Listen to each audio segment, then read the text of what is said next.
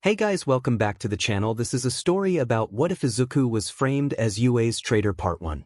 If you guys enjoy this what if and want to see part 2, comment down below and let me know before I start. Please do support for more awesome content and leave a like, and don't forget to subscribe to my channel and also share this video with your friends and check out the description in my playlist. The author of the story Zekket from Wattpad. So let's start the video. Izuku had ups and downs in Yue, but none of them were bad enough to being incapable of getting over it. But as of now, nothing could compare at what he will endure. Izuku woke up, just like every day. He went for a bath and brushed his teeth. Last night was a special day for him. He has been dating 𝗬𝗧𝗧𝗏 for a week now, although the most they did was hold hands. Last night, they finally shared a kiss, although an awkward one, a kiss nevertheless. He thought that his relationship took another step, his class already living in the dorms because of the accidents that kept happening. To ensure their safety, they had to move into the dorms. It was a weekend, so no school for him and his class. Leaving his dorm at 8:30 to see everyone is still sleeping since no one was on the couches. Looking to his left, seeing 𝗬𝗧𝗏𝗏's door being opened. Must be with the girls, he thought, coming closer to the door, only to hear something rather intriguing and rather frightening. "Man, your kisses are better than Deku's," exclaimed 𝗬𝗧𝗏𝗏. He thought he misheard it. Coming closer to the opened door to find out, he wanted to believe he heard it incorrectly, but the words echoed in his mind like a blazing fire.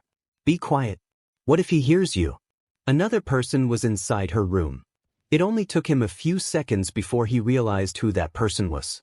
"Bakugo," Izuku ratted, although saying it quite loudly, but somehow, they didn't hear it. "Ah, come on, it's the weekend, I bet he's still asleep," 𝗬𝗧𝗏𝗏 exclaimed.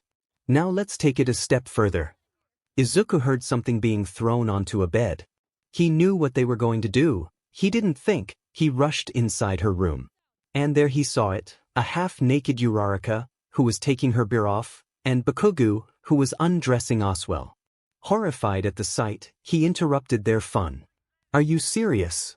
he shouted at the two, getting their attention. Turning their heads swiftly behind, they saw Izuku. "Deku!" both exclaimed surprised. Before 𝗬𝗧𝗏𝗏 could mutter a word, he exited the room.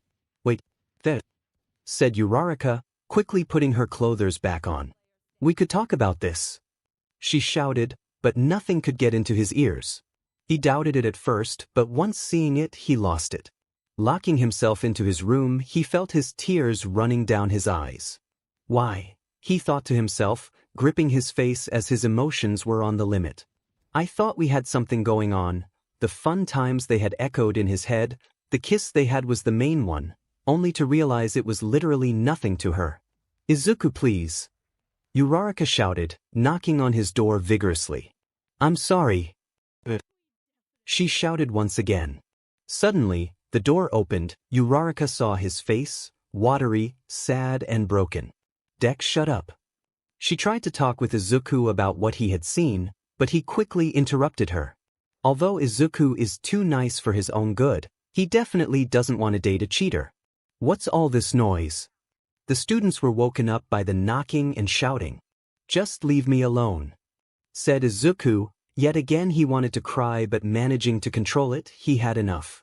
"But, leave me alone." Shouting at the top of his lungs, he had enough. Once she got the message, Izuku closed his door. Did 𝗬𝗧𝗏𝗏 get dumped? They thought, not knowing what just went down. Bakugo came out of her room, looking at his classmates, who were surprised at what just happened, and seeing 𝗬𝗧𝗏𝗏, who fell down to the ground, crying emotionally. "𝗬𝗧𝗏𝗏!" The girls came to her aid. "You okay?" asked Momo. "I'm fine," she replied with tears in her eyes. She went to her room, also locking herself in. Not knowing what happened, not seeing Bakugo coming out of her room. But seeing such a scene, they knew he dumped her. But of course, not knowing she cheated with Bakugo, their blame was fixed on Izuku. "Izuku, the hell is wrong with you?" the girls shouted next to his door. Trying to open the door, but only to realize he had locked himself in. "It's locked," Mina shouted. "Don't worry," said Momo, creating a key. And with that, they unlocked his door. Rushing into his room, seeing the All Might posters. First time seeing his actual room, they could only say one thing: he's an All Might fan. They thought, but looking at Izuku, who on the bed on the verge of an emotional breakdown. "What are you doing?" he said in a depressed tone. He stood up and asked them politely to leave him alone. "Please leave." Just as he said it, Momo had come up to him, raised her hand, and slapped our little boy. "Why did you do that to Uraraka?" she asked furiously. "Yeah. Why the hell did you do that?" the other girls asked in unison.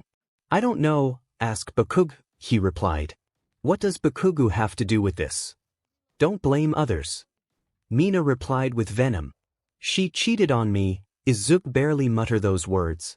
Obviously, the girls were shocked to hear Uraraka cheating on him, but of course, they were biased. What? Uraraka would never do something like that. The first one to defend Uraraka was her best friend, Momo. "That's why I told you to ask 𝗵𝘃𝗲." The girls, somewhat biased, left his room and ought to seek for 𝗵𝘃𝗲. Once seeing that 𝗵𝘃𝗲 was right outside Izuku's door, they asked him, "𝗵𝘃𝗲, what did you do?" They asked. "I didn't do 𝗧𝗵𝗲𝗃," he replied with his usual aggressive style. Taking his no for an answer, all that's left is to ask Uraraka. Checking if her door was unlocked, it wasn't. Momo yet again created another key and barged into her room, seeing Uraraka crying on her bed. They thought of Izuku, hating him for what he had done to her. "Uraraka?" the girls asked. "Just leave me alone," she shouted back. "What happened with you and Izuku?" Momo asked. "Nothing really, you saw it, he dumped me," Uraraka barely replied. "He said you cheated on him, that's not true, right?" Momo asked. She knows her friend, she would never do something like this, but the truth is already there. Looking at the back of the girls, seeing 𝗵𝘃𝗲 giving the sign to shut up. "That's right," she replied, getting 𝗵𝘃𝗲's message. Momo was furious. "Izuku, you son of a bitch." Momo cursed, which even surprised the girls, but they understand, seeing their friend being heartbroken like that and knowing the cause definitely infuriates anyone, even thought it's a big fat lie. Izuku locked his door once again, not thinking much on how they unlocked it. Laying down on his bed, thinking about life and Uraraka. Why would she do this, was what he wanted to know. But this was suddenly interrupted by his door breaking down. Seeing Momo and the rest of the class barging in his room. Only for Izuku to get up and get slapped by Momo. "So that's your excuse?" she shouted at Izuku. What?" he asked dumbfounded. Falsely accusing Uraraka of cheating. Izuku was dumbstruck. Just what the hell is going on? What do you mean?" he asked her. "You honestly think it would have worked? What the hell is wrong with you?" Momo was ready to slap him again, but to everyone's surprise, he caught her hand in mid-movement. "What's wrong with me? Do you honestly think I would just break up with her without seeing everything myself? I woke up early and saw her door was opened, I went closer and that's where I heard 𝗵𝘃𝗲 and Uraraka talking." He was furious, getting cheated, and already, the class is blaming him. "I barged into her room and that's where I saw it. Uraraka half naked on 𝗵𝘃𝗲." "Izuku!" exclaimed. The next second the class turned to 𝗵𝘃𝗲, hoping for answers. "Don't look at me. He's lying to the bone." 𝗵𝘃𝗲 shouted. "I loved her. You honestly think I would lie about something as cheating to break up with her?" Momo was furious. Of course she would take Uraraka's and 𝗵𝘃𝗲's side of the story. Creating a pole with her quirk and hiding Izuku in the stomach. He felt it, letting go of her arm and falling down holding his stomach. "You honestly think any of us would believe that? I know my best friend. She would never cheat. I can't believe you." 𝗵𝘃𝗲 was holding a small grin on his face. Izuku lost his girlfriend and his friends because of him. In his mind, this was payback for hiding his quirk from his during childhood. And with that, Momo stormed off, and his classmates followed. "Dude, not cool," said the red-haired boy Kirishima. "Seriously, Izuku, this is so low," said the smartass of Class 1A Lida. "Just leave," replied Izuku. Once they left, he tried closing his door. He couldn't since Momo broke it. Broken just like Izuku. He couldn't even think properly. He didn't just lose a cheating girlfriend, but also his friends as 𝗬𝗧𝗃 even persuaded it like it's his fault. All he did was regret everything. If he hand-peeped on 𝗬𝗧𝗃, none of this would have happened, but what's there to do when everything already happened? If God is real, then he hates me. Muttering to himself is all he could do. Crying so much that there's wet stains on the ground in his bed. Heartbroken as he lost 𝗬𝗧𝗃, lonely because he lost all of his friends, lost as having no idea how to fix anything. Although there's no school, the cafeteria was still open. He was hungry already, he had no choice but to leave the room. As he reached the cafeteria, he saw all his classmates sitting down at where his class usually sits, trying to make 𝗬𝗧𝗃 feel better. "Guys," said Todoroki, pointing at Izuku. They all turned at Izuku, giving his mean glares. He let out most of his emotions a few hours ago, but still felt horrible. Grabbing his food while the class is still giving him glares. "I hope you're happy, Izuku," said Mina aggressively, but silently. Although Izuku heard it, he ignored the glares and everything directed to him, sitting down far away from them. Eating his food with a depressed expression, his eyes lifeless as a cooked fish. He actually thought he turned over a new leaf after entering you. But everything went down the drain just like that. Again on the verge of crying. "Yo, Izuku," said Mirio, startling Izuku. Seeing Nijiire, Mirio and Tamaki sitting down right near him. "What's with your class? They have been giving you mean glares since you arrived." "That's Mirio." "It's nothing," he replied with regret. "What if tell them and they also think I'm lying?" Izuku thought. I didn't take a long look at Izuku, seeing his tear marks all over his face. "It's definitely not nothing. What happened?" asked Mirio, but more seriously this time. He forgot that Mirio is almost as smart as his brother. "I caught 𝗬𝗧𝗃 cheating on me, yet she somehow convinced my class into believing I made it up just to break up with her." Izuku told them the story. They gasped in disbelief. Sure, they have known him less than his class, but just the few days they have been friends they already know he loved 𝗬𝗧𝗃 dearly. Plus, it's a fact that Izuku would never lie about something as fake catching his girlfriend cheating. "So you have it that rough," said Mirio, expressing his sympathy, while so did Nijiire and Tamaki. "I can't believe this," shouted Momo. "They're buying his story, unbelievable." She ratted once again. "Lying to others, that's so unmanly and low," said Kirishima. "So, you believe me?" asked Izuku. The trio, who were confused by the question, gave out warm smiles. "Of course we believe you, Izuku." Izuku, who was again on the verge of crying, yet this time it was because of happiness. "Thanks guys," he let out a warm smile. They relieved Izuku, those words sparked some life back into his eyes. "Just remember we're here for you," said Nijiire, hugging Izuku. That caused a slight blush on Izuku. "Well, I ate everything already, I should go," said Aizu, standing up and waving them goodbye. To him, they made his day better, at least a bit. "You think he'll get better?" Tamaki asked. "It will take time, but he'll definitely get better," said Mirio. But they were interrupted. Izuku's class saw everything go down, and now, they are coming their way. "Can we help you?" Mirio asked aggressively. "What did Izuku say to you?" asked Momo. "I think you should know, you guys were spying on us," exclaimed Nijiire. "Whatever he told you, he's a lying scumbag." Momo instantly replied. "It's a lie in your frail eyes. To us, he was telling the truth," said Mirio, surprising Izuku's classmates. They stumbled back. "You all know Izuku more than we do, yet we can tell that he wasn't lying," said Nijiire. "Do you honestly think Izuku would do something as lying about catching his girlfriend cheating?" Tamaki said. What? We all know 𝗬𝗧𝗃, and she wouldn't cheat on Izuku. He's the one in the wrong," said Momo, once again protecting her cheating friend.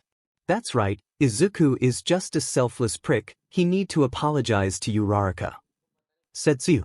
"And what? So he apologizes and what? 𝗬𝗧𝗃 might forgive him, but what about you? We can already tell nothing much will change if he apologizes." Mirio asked the class. "But why apologize to something that isn't his fault?" Mirio added. "How is it not his fault? He dumped 𝗬𝗧𝗃 and blamed her for cheating." The girls added. That's her side of the story, not Izuku's. If you all trust Uraraka's story more than his because she's a better friend to you than Izuku, then I guess we trust Izuku's story because he's our friend. The trio stood up, having finished their food, but before leaving, Mirio gave his classmates a message. Let me warn you, once the real truth comes out, don't expect Izuku to forgive you so lightly. The real truth. The class knew he hinted that Izuku's story is the real one. They think that even if Izuku is right, a simple apology will suffice, but if they tried putting themselves in his shoes that wouldn't be the case after the chit-chat with the big three. He somewhat calmed down, still broken, but still a bit better, going into his room and lying down on his bed. He put on earphones on to see if music might help him relax. To which it did. KK to the school gates. I still can't believe you made it to you. A short man with red hair stood right near the school gates. His face looking so feminine that anyone would think he's a girl. Let's surprise him again. Although the dorms became a thing to ensure the students' safety, their friends or family can visit them, which Izuku's brother has been doing. But they didn't ask for his name or last name. Izuku just showed Nizu his photo and gave him permission to visit him during the weekends. Is it because they trust their students or just being plain stupid? No one knows. So, his brother was just taking in the view of you, always surprising him by how big it really is. So he ventured to the school. Although U.A. is big, he didn't get lost as he already had knowledge of where Izuku's dorm is. He reached the dorm, hearing chit-chat right behind a wall. He saw the students chatting. But what he saw wasn't what he expected. Izuku's girlfriend Uraraka was crawled up like a boulder while the girls tried their best to relieve her. He did think that Izuku would probably do the job better since, well, being his girlfriend, but he was nowhere to be seen. His brothers stopped peeking from the corner, coming out for everyone to see him. What's with those faces? He thought. He definitely felt hatred in most of the girls' eyes and expressions, yet with them looking at him, it felt like it wasn't directed to him. So it didn't take long to figure it out. The mean glares, no Izuku, eyes filled with hatred, he dumped Uraraka. Where's Izuku? He asked. He's in his room, replied Ojiro. Yet again, he felt his reply was an aggressive one. What happened? He asked in a serious tone. His words bursted out. He did have a feeling at what just happened. Your brother, that's what happened, replied Momo aggressively. What did he do? He asked intrigued. He lied about Uraraka cheating only to break up with her. That insolent prick. Momo now he knew to who the hatred was directed to, his brother. Sure, he might have understood that he would break up with her because things didn't work out, but lying about cheating. To him, Izuku isn't someone who would do that, heck, even capable of doing it. I doubt he would lie about something like that. Izuku's brother replied with honesty. His brother was a little overprotective. If you're Izuku's enemy, you're his enemy. But turns out he did. We know Uraraka well. She would never do something like this. Momo ratted. He has to apologize to her. Being his brother, you should make him realize what he did is wrong. She ratted again. That's right. Being his brother, it's your responsibility to make him understand his childish actions. The blue-haired glasses having but said, doing his air arm motion or whatever the F you call it. He wasn't even the slightest bit amused. Izuku's classmates who last time he saw, he got along with them pretty well. But now, it feels like they would even attack Izuku if they see him. He was having none of it, clenching his fist and his expression changing from a neutral one to a serious one. Is that your excuse, Momo? He asked, scaring the students by hearing his tone. This might have worked with others, but you're literally asking his own brother. What? Momo asked confused. You believe in Uraraka because why? He said, waiting for Momo to finish. Because she's our friend and we know she would never do something like that. Hearing that reply from Momo, he smirked, although still having the serious expression. Same logic applies for me. He replied without batting an eye. A confusing answer to them indeed. Same logic as to what? I've only met Uraraka a few times, and you expect me to believe in her and not my brother, who I have known his entire life. Momo and the others couldn't mutter anything else to try and protect Uraraka. What he said is true, they all know it. He noticed they couldn't argue anymore, turning his head swiftly and going to Izuku's room. Seeing the door was broken confused him. Upon going inside, he saw his brother laying in bed having earphones on. Izuku's expression didn't look that sad. Getting support from the three people really did help, but still, his brother could easily tell that the expression was a fake one. Izuku noticed him. Every time he came to visit, Izuku would always smile at the sight of him, even going for a hug. Yet this time it was only a small smile, barely considered to be one. Taking off his earphones and greeting his brother hesitantly. He tried to hide everything. "Hey," said Izuku, trying to hide his negative feelings. "Bad time to visit." "Well," Izuku barely replied. His brother sat down on the bed, patting his back to make him relax. "I already know you broke up with 𝗬𝗧𝗏, just tell me what happened." He should have known he would know. His brother is definitely way too smart. "I saw Bakugo in 𝗬𝗧𝗏's room, about to do you know what?" Izuku ratted. He actually felt disgusted by mentioning her name. Izuku was at least happy he could get this out of his head to another person who wouldn't just believe him, but would know he is telling the truth. "So yeah, I broke up with her, yet somehow, she persuaded into others believing I falsely accused her of cheating just to break up with her. For someone not to only lose their girlfriend, but their friends because of a lie, is excruciating. Maybe, I should just apologize and hope for the better, even if it's a lie." Izuku teared up. Seeing Izuku in such a mess, his brother felt bad for him. Sympathy, if you will. But that wasn't the only thing he felt. "I definitely understand how it feels to lose everything over a lie." His brother stood up, patting Izuku's shoulder in hopes of relieving him. "But, what you should never do is apologize for something that isn't your fault," he exclaimed with a smile.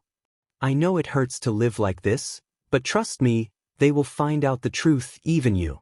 It was weird, even you. Izuku knew his brother was a very smart man, so he took it as a metaphor or something. "I'll visit you tomorrow, so don't worry." Waving for his little brother goodbye, leaving his room in success.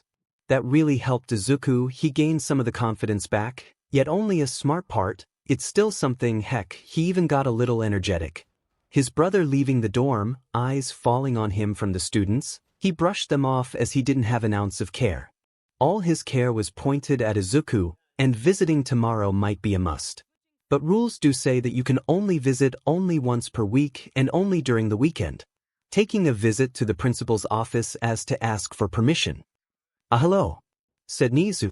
He had looked at his uniform, only to notice that this man isn't a student. "Must be a visitor, right?" Nizu asked politely. "Yeah, I'm Izuku's brother," he replied. "I know the rules say I can only visit once per week and only during the weekend, but Izuku's not having the best time." Nizu felt honesty in his words. He's a true brother of Izuku's in Nizu's eyes. "So, you want to visit him tomorrow, is that right?" Nizu asked. He nodded. Nizu didn't mind that. A brother taking care of a brother is a good way to strengthen their relationship. But knowing Izuku well, what could he possibly need help for? "Well, I don't mind that. The staying limited time is still the same." That's all he had to ask for, taking his leave. As for Nizu, he was somewhat fixated on him, scratching his head as to some reason. Why does he remind me of someone? So yeah, Izuku wasn't doing that well, but at least his brother's visit helped him gain some confidence back, even having a sudden energy boost. Suddenly wanting to work out, he left his room. Seeing some of the students on the couches hanging out, he ignored them and tried to go outside. Of course, he couldn't but just notice the intensive glares from the students. He just shrugged them off, leaving the dorms to train. Each class has a personal gym and training area, so Izuku of course only could go to his one. Going to one not specified for your class is not allowed. He was hesitant of course, opening the door, only to see some of his classmates working out. Bakugo, Kirishima, Sato, Momo and Mina gave him angry glares upon seeing him. Izuku understood that it indicated he's not welcome here, closing the door. "Guess I'll go for a run," he eagerly said.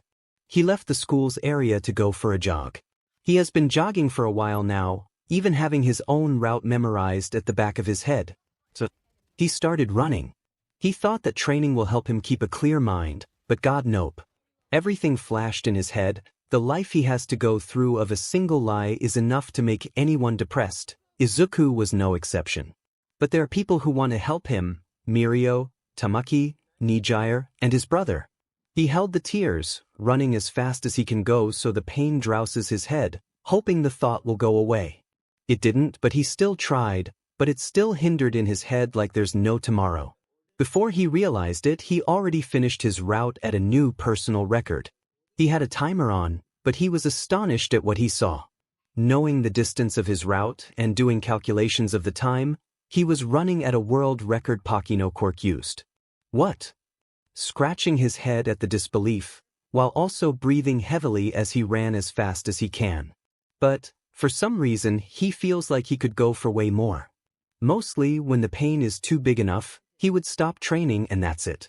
But this time, the pain he is feeling is exceptionally high, yet his body is begging for more. He thought that this was the reason why the thoughts didn't disappear. It's like his body doesn't care about pain anymore. He wanted to go for another round to see if this feeling is true. Oh hey Izuku. He was shocked at the voice for some reason, turning his head swiftly, seeing long blue hair. Oh hey, 𝗵𝗃𝗧𝗏, Izuku replied, waving at her. He was trying to hide his depression. 𝗵𝗃𝗧𝗏 ran up to him with a worried face. You okay? She asked him. She knew Izuku wasn't having an easy life as of today. Izuku couldn't even muster the courage to look her in the eyes. Yeah, he replied hesitantly. The tone of his voice was already a dead giveaway that in fact, he's not fine at the slightest. You don't have to lie, you told me already. 𝗵𝗃𝗧𝗏 replied. Izuku just stood there. He did tell her, what was the point in lying to her? All right. Izuku replied. It was weird reply to 𝗵𝗃𝗧𝗏's eyes. Let me ask again, are you okay? Disbelief, isolation, heartbroken, lost, sadness was what he was feeling. Yet all he could reply was this, not really. I lost all my friends and my girlfriend. I just hope this f-up world doesn't give me something else to get depression from. Izuku ratted. That hit different for 𝗵𝗃𝗧𝗏, first time she heard his cuss. Although 𝗵𝗃𝗧𝗏 never experienced something like this, she definitely knows something like this would put someone on a breaking point.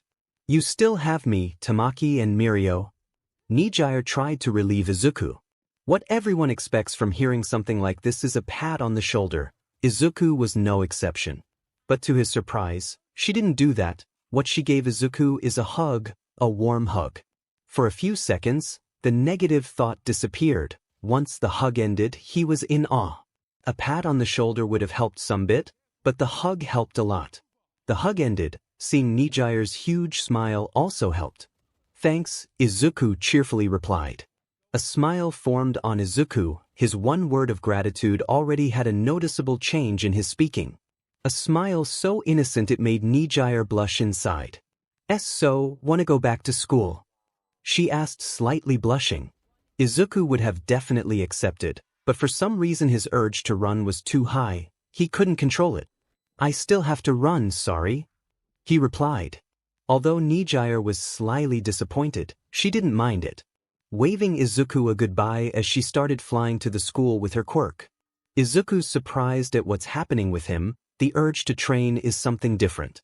Beginning to run at full speed around his personal route, no matter how big the pain was, no matter how tired he was, his body was begging for more, in a way, that scared him. Back to his class, they were chilling on the sofas. Most of them finished their training and wanted to hang out.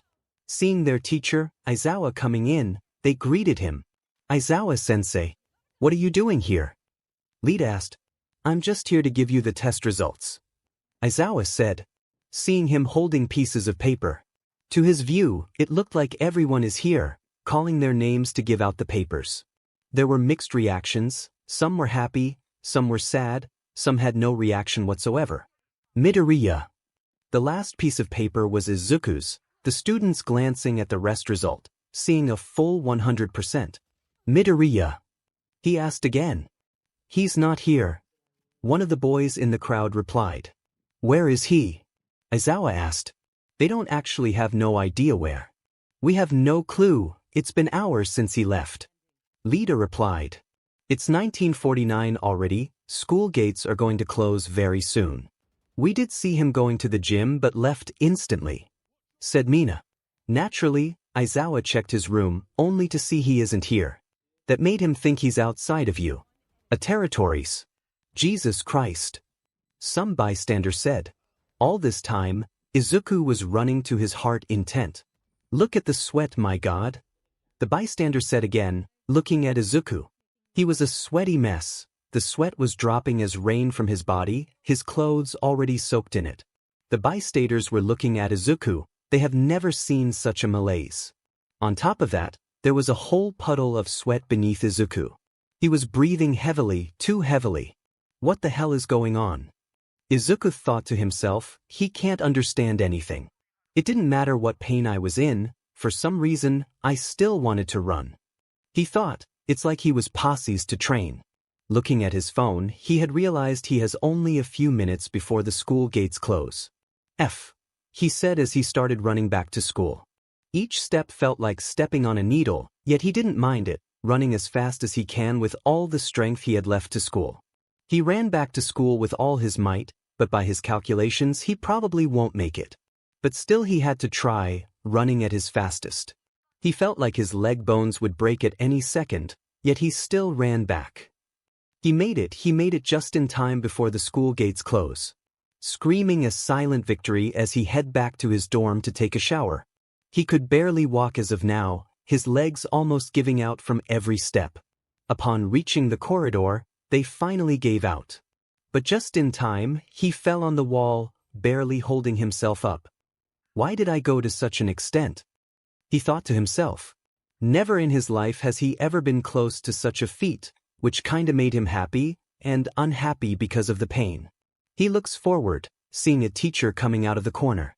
The teacher was minding his own business, but once he turned left, he saw Izuku pretty much holding himself on a wall. "Izuku!" The teacher ran up to him. "Hey Izawa-sensei." Izuku replied. His voice did give Izawa the hint that he's in pain. With no hesitation, Izawa helped Izuku get his balance. "What happened?" he asked. He noticed he was out of breath, taking him to the nurse to rest. "He's so sweaty," Izawa thought. The sweatlets were dropping on the ground and on him. Opening the door, only to be greeted by Chiyo, the school's nurse. "Oh hey Iza," she stopped in mid-sentence seeing Izawa holding Izuku. Without thinking, they put him on a bed to rest. "What happened to him?" she asked while putting Izuku on a bed to rest. Seeing Izawa's face, she understood he doesn't know us well. She noticed he was breathing heavily, which was a bad sign for her. Her quirk lets her heal others, but the healing factor just doesn't come out. Of nowhere, it takes the person's stamina and uses it to enhance a person's healing process. He's breathing heavily and he's sweating profusely. She could only come to the conclusion that he has a very bad cold. "Don't worry, inhales, I'm fine," he barely uttered. "What happened to you?" Chiyo asked. "I ran too much. Becoming a pro hero isn't something that just comes to you. No matter how gifted a quirk you have to train hard to become one." Izawa knows this very well, but to hear that Izuku is in such a state only by just running completely baffled him. No wonder All Might likes him. He has the willpower and the determination to become the #1 hero. Izawa thought, although cold to his students, he respects them, some less and some more, but the one he barely respected was Izuku. The reason being that he's in a relationship with Uraraka. He understands having friends at school, but not a relationship. For Izawa, it's unnecessary, it hinders one's work of trying to become a hero. But that wasn't the case here in Izawa's eyes. His respect for Izuku reached heights bigger than anyone as of now. Hour later, after resting on the bed, he finally became better. Getting up, his feet still sting a little, but capable of walking. "You feeling okay?" Chiyo asked worried. "Yeah, thank you," Izuku replied with a cheerful smile. But the smile didn't fool Chiyo. She knew something was up. She felt a lot of feelings hidden under that smile. Izuku left the nurse's room, only to meet Izawa behind the door. "You alright?" Izawa asked. "Yeah, my feet still hurt a bit, but I can walk now." Relieved that Izuku is fine now, he exhales quietly. "By the way, I got your test results." Pulling out a piece of paper and handing it to him. I do have to say, nice job, the second best only got a 91. Aizawa knew Izuku is smart, but not smarter than Lita and Momo, Momo getting a 90 and Lita a 91, while Izuku just swept them by getting a perfect 100. Yeah, he replied hesitantly. What Aizawa expected of Izuku was to be happy he got the best grade in the class, but all he saw was a sad Izuku. Izuku walking down the corridor and going back to his dorm, Aizawa remembered what he saw today. Uraraka. Aizawa called. She went and grabbed her test, only getting a 63, which was a pass. She usually has bad grades, but this one is a surprise in Aizawa's eyes. Thinking she would be happy, but that not being the case, she grabbed the paper and went back on the sofa, not muttering even one word. As of now, he made the connection. They broke up. Izuku, did something happen? Izuku came to a stop hearing those words. Nothing happened, he muttered those words silently, there being complete silence in the corridor. Aizawa heard it. Izuku then again started walking back to his dorm. Aizawa knew something was up and mostly related to Uraraka, but not wanting to make Izuku uncomfortable, he didn't ask anything else. Izuku ventured forward into his dorm, thinking about everything. He's at least happy that his brother is visiting him tomorrow.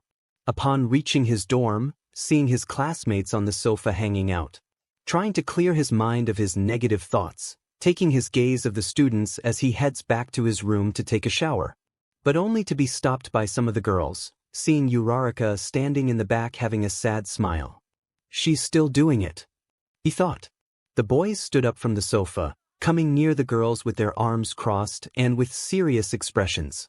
He had no idea what was going on, and it's not like he wanted to know. What? Izuku asked, trying to go to his room. Listen, everything could go back to the way it was if you just apologize, said Momo. The boys and girls had serious looks on themselves. For what? Asked Izuku. For lying to everyone and breaking Uraraka's heart, said a boy in the back. Although it looks like Izuku is over everything, he actually isn't. He wants everything to go back the way they were. Heck, he kinda wishes that he didn't see what happened with her and Bakugo. Izuku looked like he would apologize, but what you should never do is apologize for something that isn't your fault. His brother's words echoed in his head, pretty much it sealed the deal. Giving out a small chuckle, surprising everyone. Apologize for what? The class was dumbfounded by what he just said. Apologize for lying to everyone. Momo ratted furiously. Yeah, it's bad to lie, right? Saying it sarcastically, but at the same time, he was looking at Uraraka dead in the eyes when he said it. Of course it is, you idiot. Last chance, apologize. Momo ordered. But apologize for what? I didn't do anything. Izuku was having none of it, using his one-for-all quirk and jumping over everyone. The only people who should apologize is Uraraka and Bakugo. Saying it with calm yet serious tone. Going into his room and closing the door with force. So Sunday came, not having any idea what to do, all he decided was to go for a run. Opening his broken door only to see most of his classmates are already up relaxing on the sofas. Some people are early, he thought, trying not to fix his gaze on them and passing them without saying a word. His goal for today is to find out what happened to him last night. Such a drastic change, yet having no idea as to why. Leaving his school's area, he was eager to experience it again. To Aizawa, something was on his mind the entire day. What happened to Izuku? He knows it's something related to Uraraka's breakup, but his gut feeling is telling him it's not that simple. The best place to start.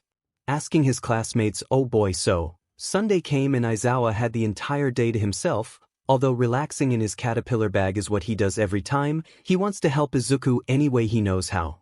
Although he can't just boldly ask his students what happened to him when Izuku's around, so the best thing to do is ask when he's not in the picture. Fixing his gaze on a window as something caught his eye. Bingo, he saw Izuku leaving the school's area, presumably to run, he thought. This was a perfect time to ask. Although it was quite early, he knowing himself that most teenagers do tend to wake up way later in the morning during the weekend, but he wanted to check if some of them have woken up. Going into class 1A dorms, he was actually surprised that most of them already woke up.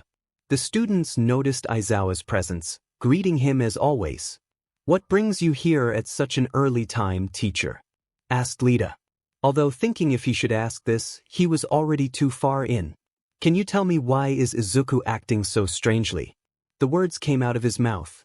The happy atmosphere between the students suddenly changed after hearing such a question, which was a surprise for Izawa. But it proved something they know as to why. Momo stood up. "It's as if she always involves herself with Izuku. Teacher, he broke up with Uraraka." The venom in her voice was already a sign that much more happened than a simple breakup. How did it happen? The students were confused as to why he was so curious with their ex-relationship. Momo stumbled back hearing his curious question, getting angry. Because that loser blamed her for cheating with Bakugo. Words that Izawa never heard came out of Yorozu's mouth made him even more curious. Blaming her for cheating. That's absurd. That doesn't sound like Izuku. And Bakugo cheating with Izuku's girlfriend. That definitely sounds like him. Out another thing, the students believe this story rather than Izuku's. No wonder he's like this. He felt sympathy for Izuku. Losing all of his friends over a lie must feel horrible. In Izawa's mind, he thought that the reason he was so tired last night because of running must be his way of relieving stress. But something clicked in Izawa's mind. Where did it take place? Izawa asked. Momo, stumbled by the question, replied. School. Izawa now knew it's possible. If it happened at school, then he thought. When did it happen? He asked again. Last night. He heard what he needed to. Without saying a word, he left the dorms. The students lifting their eyebrows as to why he came here for such weird questions. Brushing those thoughts out, they started to hang out again. Don't worry, Izuku, you're going to be fine soon. KK to Izuku, last night was a weird day for him, but today he wanted to find out what happened, experimenting by running as fast as he can. But the catch is he couldn't find out anything. Not because of not enough data or something.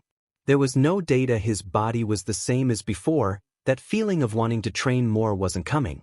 He would have ended his running how he usually does, but he wanted to experience that feeling yet again, so he ran a bit more. But it wasn't coming, gasping for air and stopping his running entirely because of the pain. He felt it, the pain was nothing compared to last night, yet his brain was sending out signals, begging to stop. Not thinking about it much, he went back to school. Brother's gonna come soon. He thought, remembering he told him he'll come today. Opening his bottle of water to chug it all down because of the thirst. Wait, ain't that the same kid who was a sweaty fountain a day ago? Oh yeah, guess his quirk makes him a sweaty freak. Those words of bullying from the civilians clicked something. Those sentences made him mad, yet calm at the same time. That sweaty freak could bust your butt easily. Glaring at the civilians with a smirk on his face. Unknown to Izuku, but he was changing. It was your typical group of 4 thugs hanging around taking a smoke. And you know how it goes, one wrong word and they lose it. One of them replied, dropping his smoke on the ground in a way to look more badass, to which it made Izuku chuckle. Angering the thug even more, he came up to Izuku. Being a few inches taller, he was glancing at his head from above. If you say, I can't hear you from down there. His fellow companions shared a laugh. You said something. I can't hear you from up there. Izuku fired back at the thug, making him even more angry. But what's worse, his fellow thugs did the OSHT. It was the moment where the thug lost it. Not wanting to look weak in front of the other thugs, he clenched his fist and waited for the moment. Izuku looked at his right hand. He knew what he was trying to do, glancing to the left as if he wasn't paying attention to him. Gotcha. The thug thought, clocking his punch right at his nose. But it didn't connect. Izuku moved to the side, activating OFA 6% and punching the thug straight to the stomach. The OFA 6% punch is strong enough to damage most normal villains, but for a simple thug, it was even more deadly. The thug spat out some saliva mixed with BLD, being punched back to his fellow thugs unconscious. Anyone else? He looked at the thugs with the eyes of a killer. That punch broke some ribs. Izuku would have been worried if he did that to someone, even a villain, yet this time he doesn't give a slightest F. Starting to run back to school, he had no idea why did he do that. He was ashamed actually. He thought that the pain is unfair to him, others should experience it as well. Punching himself slightly in the face, he vowed not to do something like this again. Reaching the school's area, thinking he'll most probably spend the entire time in his room or go to eat at the cafeteria. A few hours already passed, so everyone's awake and outside of their rooms. Just as Izuku's presence was seen, everything changed. They didn't like what Izuku did last night. Trying not to mind any of them, he tried to go to his room, but it wasn't that easy. Someone grabbed his shoulder, and it wasn't a gentle grab. Unlike turning around as to someone grabbed the shoulder, he was forced to turn around by the hand, seeing it was Momo. Of course Izuku signed at the sight of her. "What do you want?" Izuku asked, uninterested. "We're still waiting for an apology." She said it loud enough for the whole class to hear it. "Yeah, Izuku, just apologize and everything will be the way it was," said Sato. Izuku glanced at Sato, rolling his eyes from what he said. "I told you, I'm not gonna apologize for something I didn't do." Pushing Momo's hand off as if he already had enough of her bullshit. The ones who should apologize is Uraraka and Bakugo. And with that, he finished the conversation, going into his room to rest. Oh boy, if it was that easy. What Momo wants is to make Uraraka feel better, and the best way is to have Izuku apologize. That's what she thinks.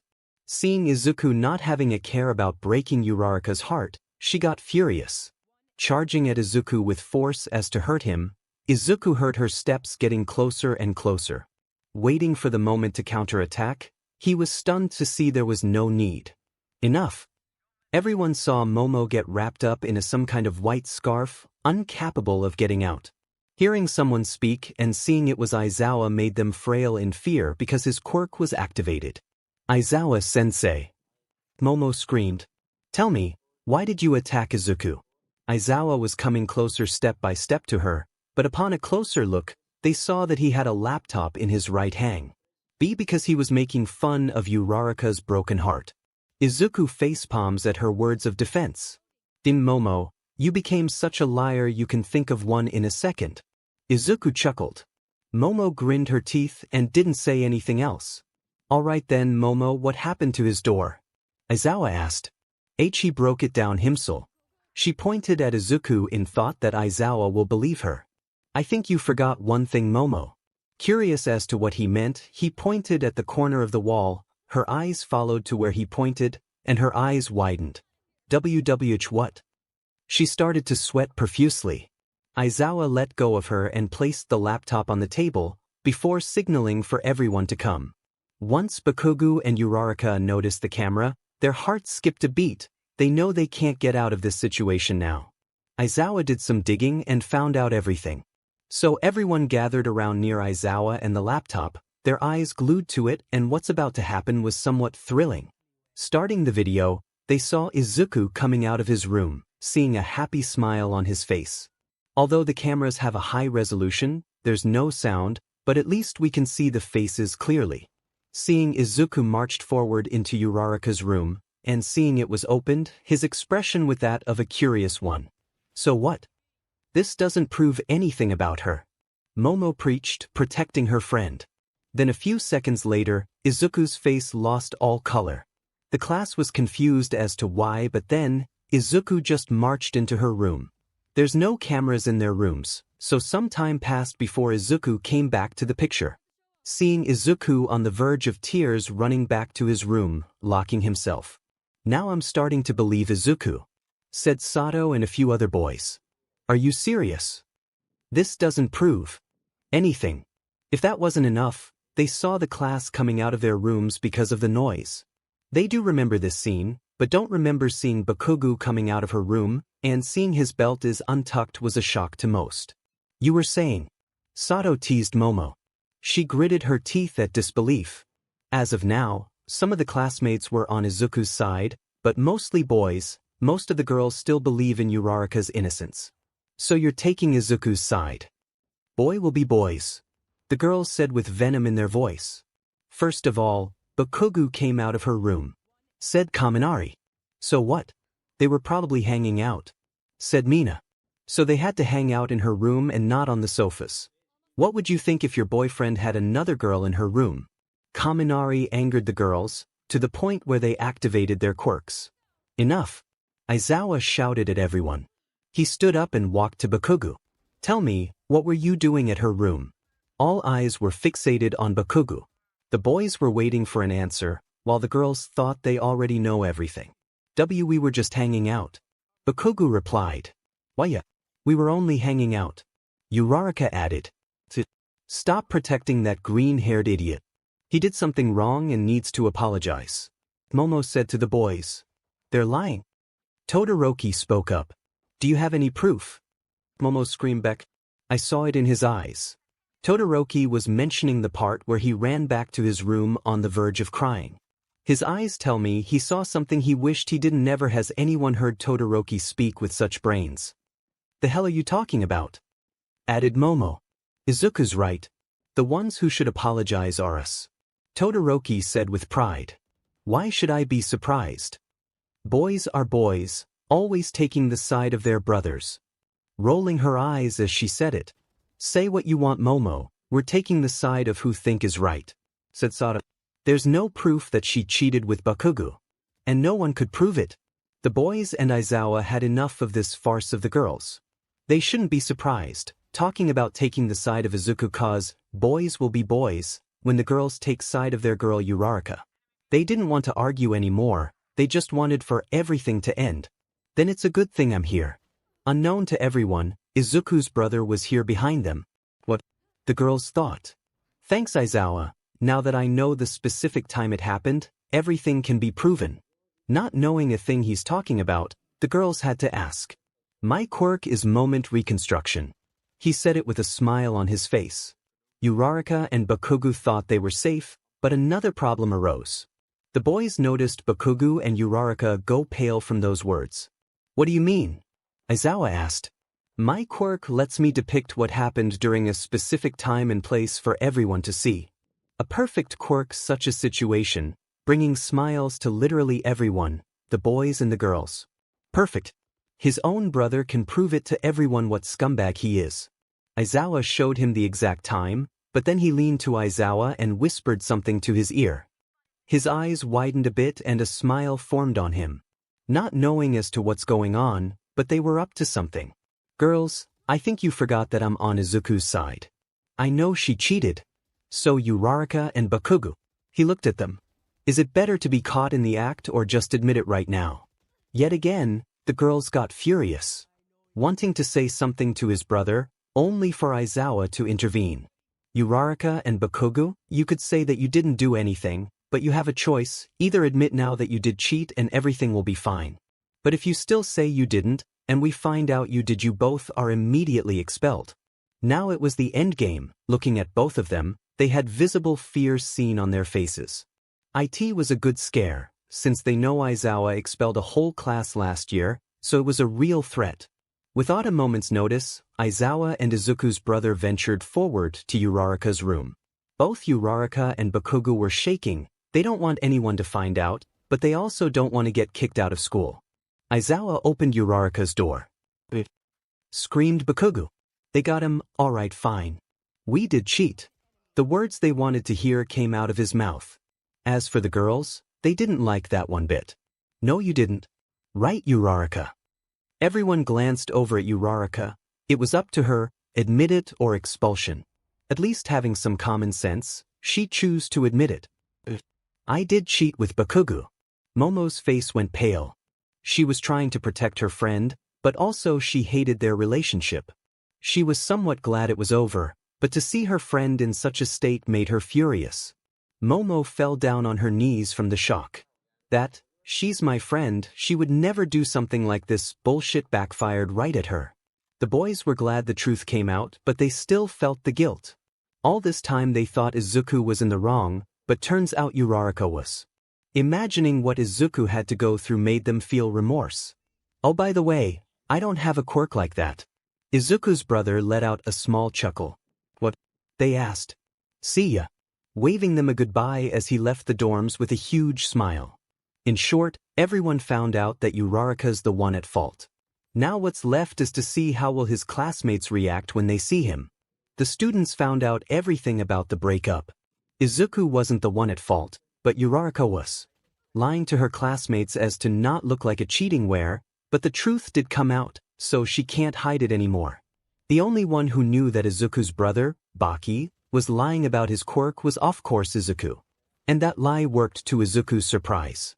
He actually thought he will have to live like this the entire time he's at school, so he got used to it pretty quickly. But now he doesn't have to. The girls were still shocked at finding out the truth. They would be biased if it came out from Bakugo, but Uraraka admitted everything herself. As for the boys, it didn't take long for them to admit they were so wrong. Izuku, sorry about thinking you were the cause of the breakup. The first one to apologize was Kirishima. His guilt as a man was quite high. Izuku smiled. Not only he was proven to be innocent, he already got an apology from someone right from the start.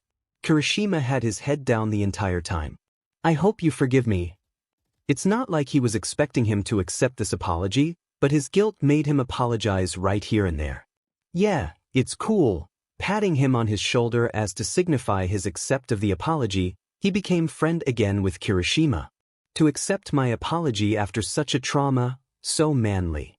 He thought, hoping to become such man as Izuku in the future. Not long after, the others started apologizing, but what I meant by others, I meant the boys. When all the boys apologized, not a single girl even approached him. Although having a feeling of how bad Izuku had it, Aizawa was happy to see everything was going to the right direction. By the way, no school for tomorrow. Those words shocked the students, but they were happy knowing they have the next day to themselves. Izuku somewhat knew that getting apologies from the girls will take a while, so he shrugged those thoughts off. What he couldn't shrug off was why did his brother leave already? Curious as to why, he called him. Hello. He got into contact with his brother. I know why you're calling. Actually, meet me at the entrance. Ending the call, Izuku forgot that his brother is actually hella smart. Not wasting a beat, he met up with his brother. So how does it feel? Your classmates now know the truth. Baki turned around and gave Izuku a smile. It feels great, he replied. They went for a walk, talking about everything. In a way, they were bonding as brothers or half-brothers. Baki looked at Izuku. His face told him he had something on his mind. Something on your mind? He asked. Izuku smirked after hearing that question. Yeah, he replied. What is it? Baki asked. I doubt you'll believe it. Adding a little laugh at the start of the sentence made Baki think of what it might be, but nothing came to his mind. Well then, blow me away, Baki replied, taking a sip of a drink in his hand. Well, I have no idea how to explain it, but last night, my body somewhat changed, I think. Baki raised his eyebrow from hearing that. Dude, Pita, not like that. Izuku kinda asked for it, but he finished saying what he wanted to say. What I mean is that my body was begging me to train or something. Last night I ran so hard I started sweating like a fountain and eventually collapsed. So Izuku cleared up the misunderstanding of what Baki thought he meant. All that was left is to hear his reply drop, Izuku not knowing as to why, but Baki dropped his drink. You okay? The dropped drink wasn't the thing that made him ask if he's okay, but his expression. He was in disbelief, but that actually doesn't sum up his face. It's like the reaction isn't because of disbelief, but more his reaction is like what Izuku experienced last night should be impossible. Not once has Izuku looked at his brother for that long, but something also did catch his eye. His brother is always in a hoodie, always, yet he might know as to why. Taking a good look at his face, he noticed his neck. It had quite an amount of scars. But something says he shouldn't ask, so he pretended that he didn't see them. Why yeah, I'm fine. Baki finally replied. To Izuku's eyes, Baki takes a look at the time on his watch. I have to go, I'm gonna be late. It was quite sudden for Izuku, but whatever. They say their goodbyes and part ways, Izuku going to school while Baki is headed in the opposite direction. What was that about? Izuku thought. His life has been a weird one since now. As of now, his brother started acting strangely from hearing what happened yesterday. Plus, those scars were on his mind. What are those scars? Baki's face looks like he would get along with the ladies quite well, so it might have been hickeys. But Izuku's eyes didn't lie, those were definitely scars. Hey, Izuku. His thoughts were interrupted by a girl screaming his name. Turning his head swiftly to where it came from. Hey Nijire. Waving back at her to signal that he heard her. They were both heading back to the dorm, so, "Who was that girl with you?" she asked. "Oh, that's my brother Baki." "Half-brother," he exclaimed. "No wonder you two looked so alike. Wait, he's a man." She was surprised it was a he. "Yeah, he gets that a lot," said Izuku as he let out a small laugh.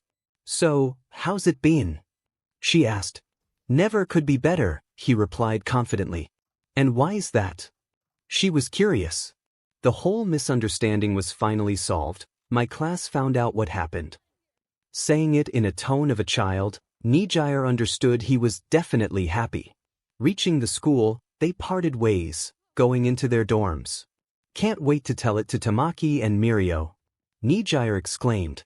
"Everyone's going to be happy for Izuku.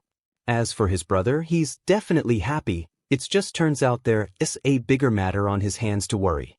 "Is that even possible?" Baki exclaimed. "Yeah, his father is that thing, but his mother isn't perfect. How did this happen?" Next day came, finally waking up not feeling like a turd. He did his usual routine and left his room. He knew that everything changed, so he wanted to go sit on the sofa and hang out with others since he finally can. What he did not expect was to see all of the girls waiting patiently near his room. And of course they were waiting for him. Surprised at the sight, he stumbled back, thinking the girls are biased as to what happened last night. He was actually on guard. One of them might pull a Momo and hit him in the stomach. "Izuku, we're sorry for everything," the girls exclaimed. He could hear all of the girls' voices, except for Uraraka and Momo. Yet again he stumbled back at what just happened. He thought they would attack him or something, not give out an apology. But gradually, he accepted it with no further asking. It was the same as for the boys. The guilt was gradually rising inside of them, but they knew that the only way for the guilt to reside is to apologize. The girls were relieved he accepted it, even though of what they put him through. Izuku being such a kind-hearted man made them feel something else when he accepted it. When the apology was over, they sat down to relax. Izuku sat down in the sofas to relax. The others welcomed him with open hands. In a way, they were all biased he would accept their apology that easily. "How are you feeling?" Sato asked hesitantly. Of course Izuku was feeling great. These past 2 days weren't easy, but weren't impossible to cope with. "I feel great," Izuku replied cheerfully. They were happy to see Izuku being so cheerful once again. "Good to hear," Kirishima exclaimed. Gradually, the whole chaos against Izuku departed. The class was a normal classroom once again. I gotta say, if it wasn't for your brother's quick thinking, most of the girls would still believe Uraraka is innocent. Todoroki mentioned the part where Baki lied about his quirk. "But what is his quirk? We have met him a few times when he visited you before, but we never asked him," Kaminari asked. Izuku knew he knew a lot about Baki, but now he's starting to doubt it. I don't know, he never showed me his quirk," Izuku replied with shock. To the students, the question intrigued Izuku as well. They could tell by how he replied. "All I know that he is strong, and has an insanely good physique," Izuku added. Although never seeing his physique, he definitely knows this. 2 years ago, Izuku accompanied his brother to the doctor's for a checkup. Baki said he hurt himself. Waiting outside a room where Baki is being checked, he heard the doctor talking. "It seems you're all fine," a doctor replied. "That's good to hear," Baki said. The door was quite thin, so even closed Izuku could hear everything clearly. He was happy to know there's nothing wrong with him. "But I must say, your physique is something of the likes I have never seen," the doctor exclaimed with curiosity. Even the doctor said that his physique is something he has never seen, Izuku added. "He must have trained very hard," Kirishima replied. He had respect for people with good physiques. "I kinda want to see it. When is he visiting next time?" said Mina. "On the weekend." Izuku got weirded out by the question. What Izuku was happy about also is that he can finally train at the gym. So after a little chit-chat with his classmates, he went into the gym. He had a few questions that need to be answered. First is, why did his body beg him to train? He thought it might happen again. "One way to find out if it will happen again," said Izuku.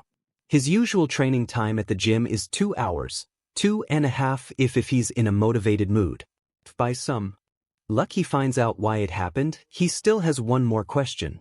Those little thugs that provoked him not too long ago. Usually, he would have paid no attention to their taunts and usually just walk out like he didn't hear anything, but this time he didn't. Or more likely he couldn't. His body acted on his own and provoked the thugs to fight. Izuku knows he would never do something like that. Being primally focused on the first question in hand, what best way is to understand something than to experience it again? But just like last time, he didn't. That feeling wasn't coming. A little disappointed that he finished his training at 2 hours like always. All that's left for him is to go for a run like every day. While running his usual route, he had some theories of what it could be. Some were literal nonsense, some made a little bit of sense, but one was plausible. He awakened a quirk. If it's really a quirk, then you got to be kidding me. I heard late bloomers usually get a quirk a few months or a year later than others. Izuku thought. If it's true, I awaken my quirk 12 years later. He screamed at his head. If it really is a quirk, he would be happy if it was years ago. All he wanted was a quirk in life, and All Might gave him a chance, so for him to awaken a quirk now isn't something he is happy of. Still, it's only my theory, but the most plausible one, he thought again. His sense of thought was interrupted once he almost ran into 𝗵𝗧𝗏. Oh, sorry. Izuku said. 𝗵𝗧𝗏 looked at Izuku, his demeanor and his expression were back to normal. Delighted that he is definitely fine, she smiled. Oh, nothing, it's cool. She replied. He is always delighted meeting 𝗵𝗧𝗏 and the others, but he's been meeting 𝗵𝗧𝗏 pretty much every day, and in the same spot. Do you always hang out around here? We run into each other pretty often. Izuku asked politely. 𝗵𝗧𝗏 blushed, but not enough for Izuku to notice. Well, why yeah. She stuttered. It was a slight stutter, only noticeable if you were expecting her to stutter, but Izuku did notice it somehow. He didn't think, he instantly understood. I'm experiencing it again, he thought. But this time it was different, not one where he wants to train, no one where he wants to fight, but he also didn't know what it is. All he knows is that her answer is a lie, he just feels it. Are you busy right now? She asked. Although he still needs to run, but he wants answers. I'm not busy, he replied. He now has a feeling on how this one works, because once he told her he's not busy, he could tell she became a lot more happier. They went for a walk. Izuku yet again could tell she's very happy being next to him, a little top happy. So, Uraraka did apologize, right? She asked. Frankly, Uraraka, Momo and Bakugo are the ones who haven't apologized. He said. Would you accept their apologies? 𝗵𝗧𝗏 asked again. Izuku didn't think about it much, but these 3 people are the ones who frankly hurt him the most. I would, probably except for Bakugo's, Izuku answered. In a flash, he felt her feelings changing, from happiness to jealousy. If she asked you to get her back, would you take her? 𝗵𝗧𝗏 asked. Izuku wasn't a one who is good at dating, honestly. It was luck that he got a chance with Uraraka, but this new experience made him understand 𝗵𝗧𝗏 even more. Of course I wouldn't, Izuku replied seriously. If Izuku wasn't so sure before, he definitely is now. Once he said that he wouldn't, she became insanely happy once again. He clearly understood what she was trying to find out, but unknown to her, Izuku knows as to why. She's in love with him usually. Izuku would think of other solutions. Thinking that one of the prettiest girls in school is in love with him is so made up. But there was no doubt in his mind that it was a false feeling. Good, 𝗵𝗧𝗏 tried to reply with a serious face. There was a moment of silence swindling near them. They locked eyes with each other for a moment. The way Izuku looked at her made her blush once again, but this time it was clear on her face. What is it, Aizu? Like it was said, he was never good at dating. Mostly when dating Uraraka, she would be the one who takes action. The kiss they had barely to none romance in it. In a way, it was a kiss just to experience what a kiss is. But this new feeling, or his theory says his quirk did something weird to him. Yet again, his body took over and did the impossible. He kissed her, to both of their surprises. Holding her in a tight embrace, the kiss didn't stop as one of those barely touch the mouth kisses, it continued. 𝗵𝗧𝗏 was surprised at what happened, but to say she didn't like it was false.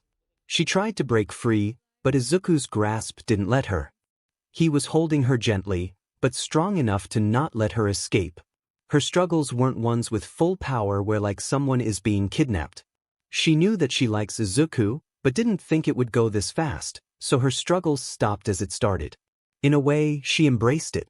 Although not being a couple, Izuku achieved way more with 𝗵𝗧𝗧𝗏 than Uraraka, and in just a few seconds. Once Izuku understood what he had just done, he ended the kiss. To think that a 16-year-old pulled something like that on a senior was surprising, even for her. But just as Izuku got back to his senses, that weird feeling left Oswell. Looking at 𝗵𝗧𝗧𝗏, he didn't need that weird power to tell that she wanted to prolong the kiss even more. He knew that he kissed her for a good time, he just finally got back to his senses to understand what he had just done. Izuku. 𝗵𝗧𝗧𝗏 said weirdly. Are we a thing? She said again. The tone of her voice was something he has never heard, but he knew what answer she wanted, or what answer he also wants to say. Yeah, he replied with a smile. With that, he got a hug from 𝗵𝗧𝗧𝗏. Once it ended, they went back to school. He has to thank this weird ability or quirk he has, because he does like 𝗵𝗧𝗏. But I must say, your physique is something of the likes I have never seen. The doctor exclaimed with curiosity. Izuku heard it. Underneath that hoodie he always wears, there's a very trained body in Izuku's eyes. Suddenly, he got the urge to go pee. Taking his ears off of the conversation between Baki and the doctor, he went to the toilet. The reason why this took longer than expected is because I checked your body for performance-enhancing drugs. Mostly for steroids, said the doctor. Baki didn't say anything, he just gave the doctor a glare. Sorry about that, I was just curious. The doctor replied. A body like yours is already an impossible feat for many, even for the ones who use such drugs. The doctor explained. I was a little in denial that a body like yours is achievable, so I had to check you. The doctor said again. But to think that I didn't even find single ounce of drugs inside of you, that begs me a question. The doctor couldn't stop talking. But before that, those scars, not even veteran soldiers who served their entire lives at war didn't have even a quarter of the same amount of scars on their bodies, yet an 18-year-old already has that many. How did you get them? Baki wasn't surprised at the doctor's curiosity, it's not like he's the first. By training, Baki replied casually. So it's not a quirk? The doctor asked. I have no quirk, Baki replied. Even people who only trained for the sole purpose to get a great physique, training every day non-stop, even longer than you have lived, weren't even close to achieving something as yours. But I can tell you didn't just train for a simple goal as getting a simple physique, did you? Doctor asked. Yeah, he replied. Those scars and those hands, you trained for fighting. Baki nodded to the doctor's claim. If you got this by training, that begs me a question: what kind of hell did you go through? Months have passed, and during the time, a lot had happened. Firstly, when Mirio and Tamaki saw Izuku and 𝗵𝗧𝗧𝗏 holding hands, they weren't surprised. All they wanted to know is who asked first. What they didn't expect to hear was Izuku straight up kissing her out of nowhere. They didn't think Izuku would be such a player. For his classmates, they found out when they were at the cafeteria. 𝗵𝗧𝗧𝗏 ran up to Izuku and gave him a kiss, which startled everyone. What the hell? Mineta screamed. The boys knew that he was friends with 𝗵𝗧𝗧𝗏, but they were now envious finding out they are dating. The girls did feel happy that Izuku found someone who would actually not cheat and break his heart, but they were curious as to how he got one of the most appealing girls in school. Yeah, it just happened, Izuku exclaimed with a smile. It just happened. What kind of bullshit is that? Mineta screamed.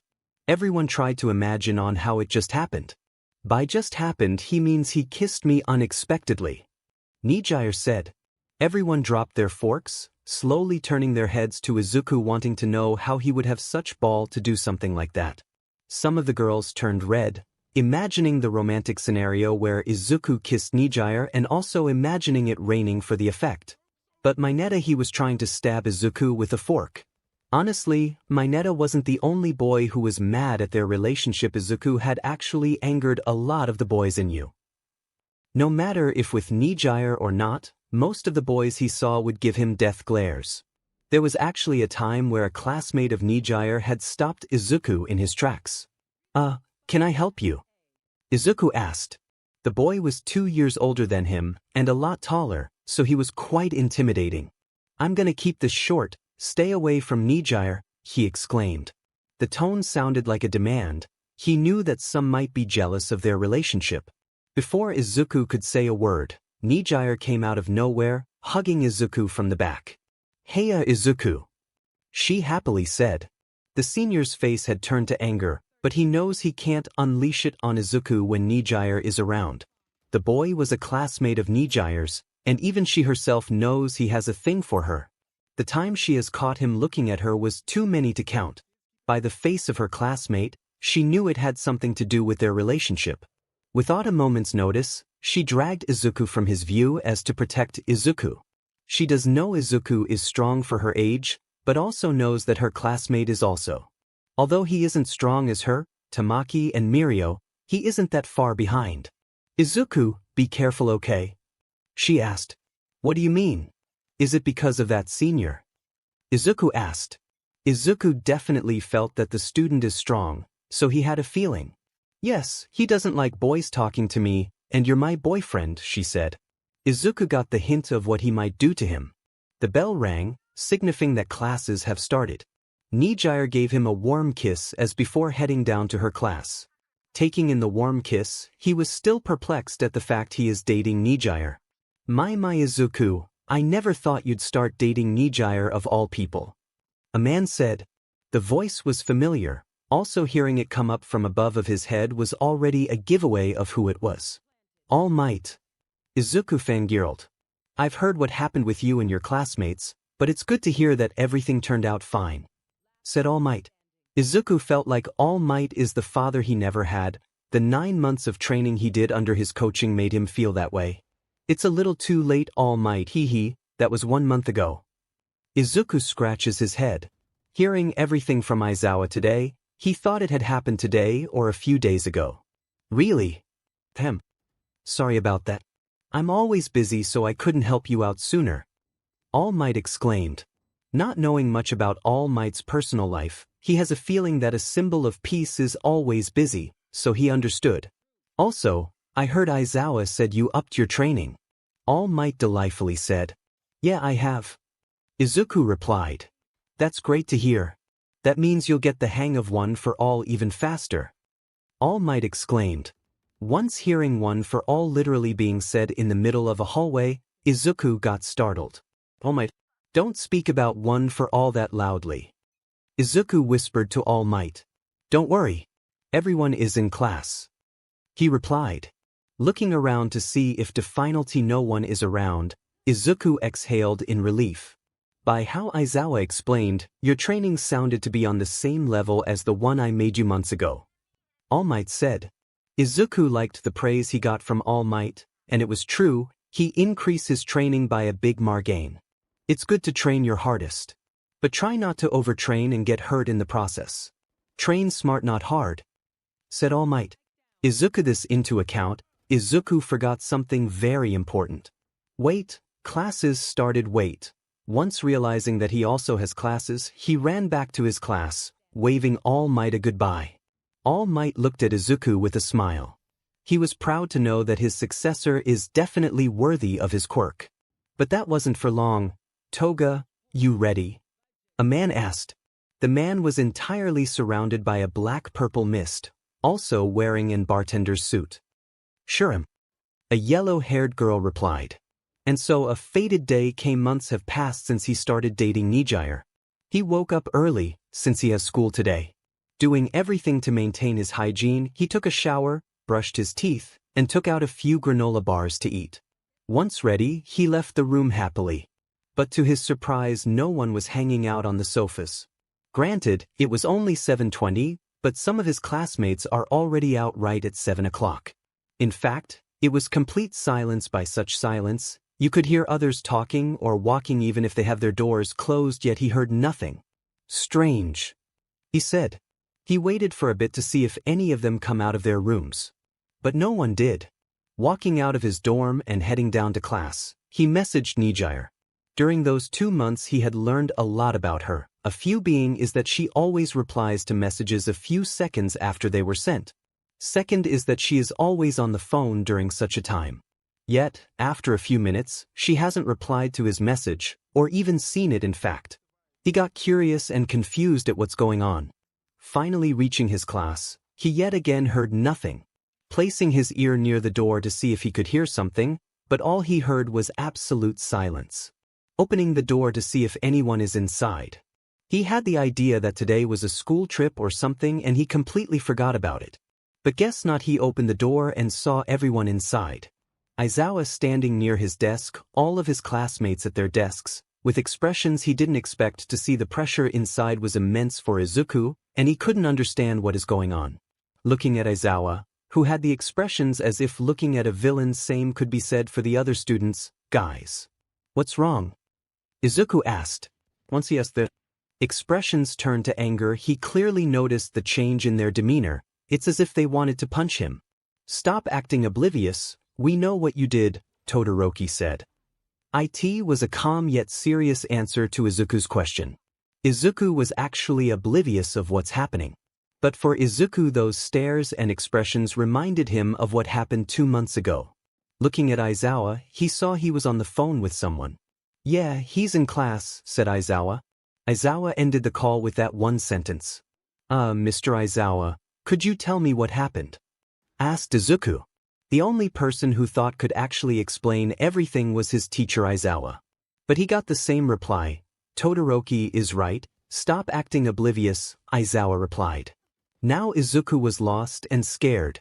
He was reminded of what happened 2 months ago, and he has a small feeling something the same might happen.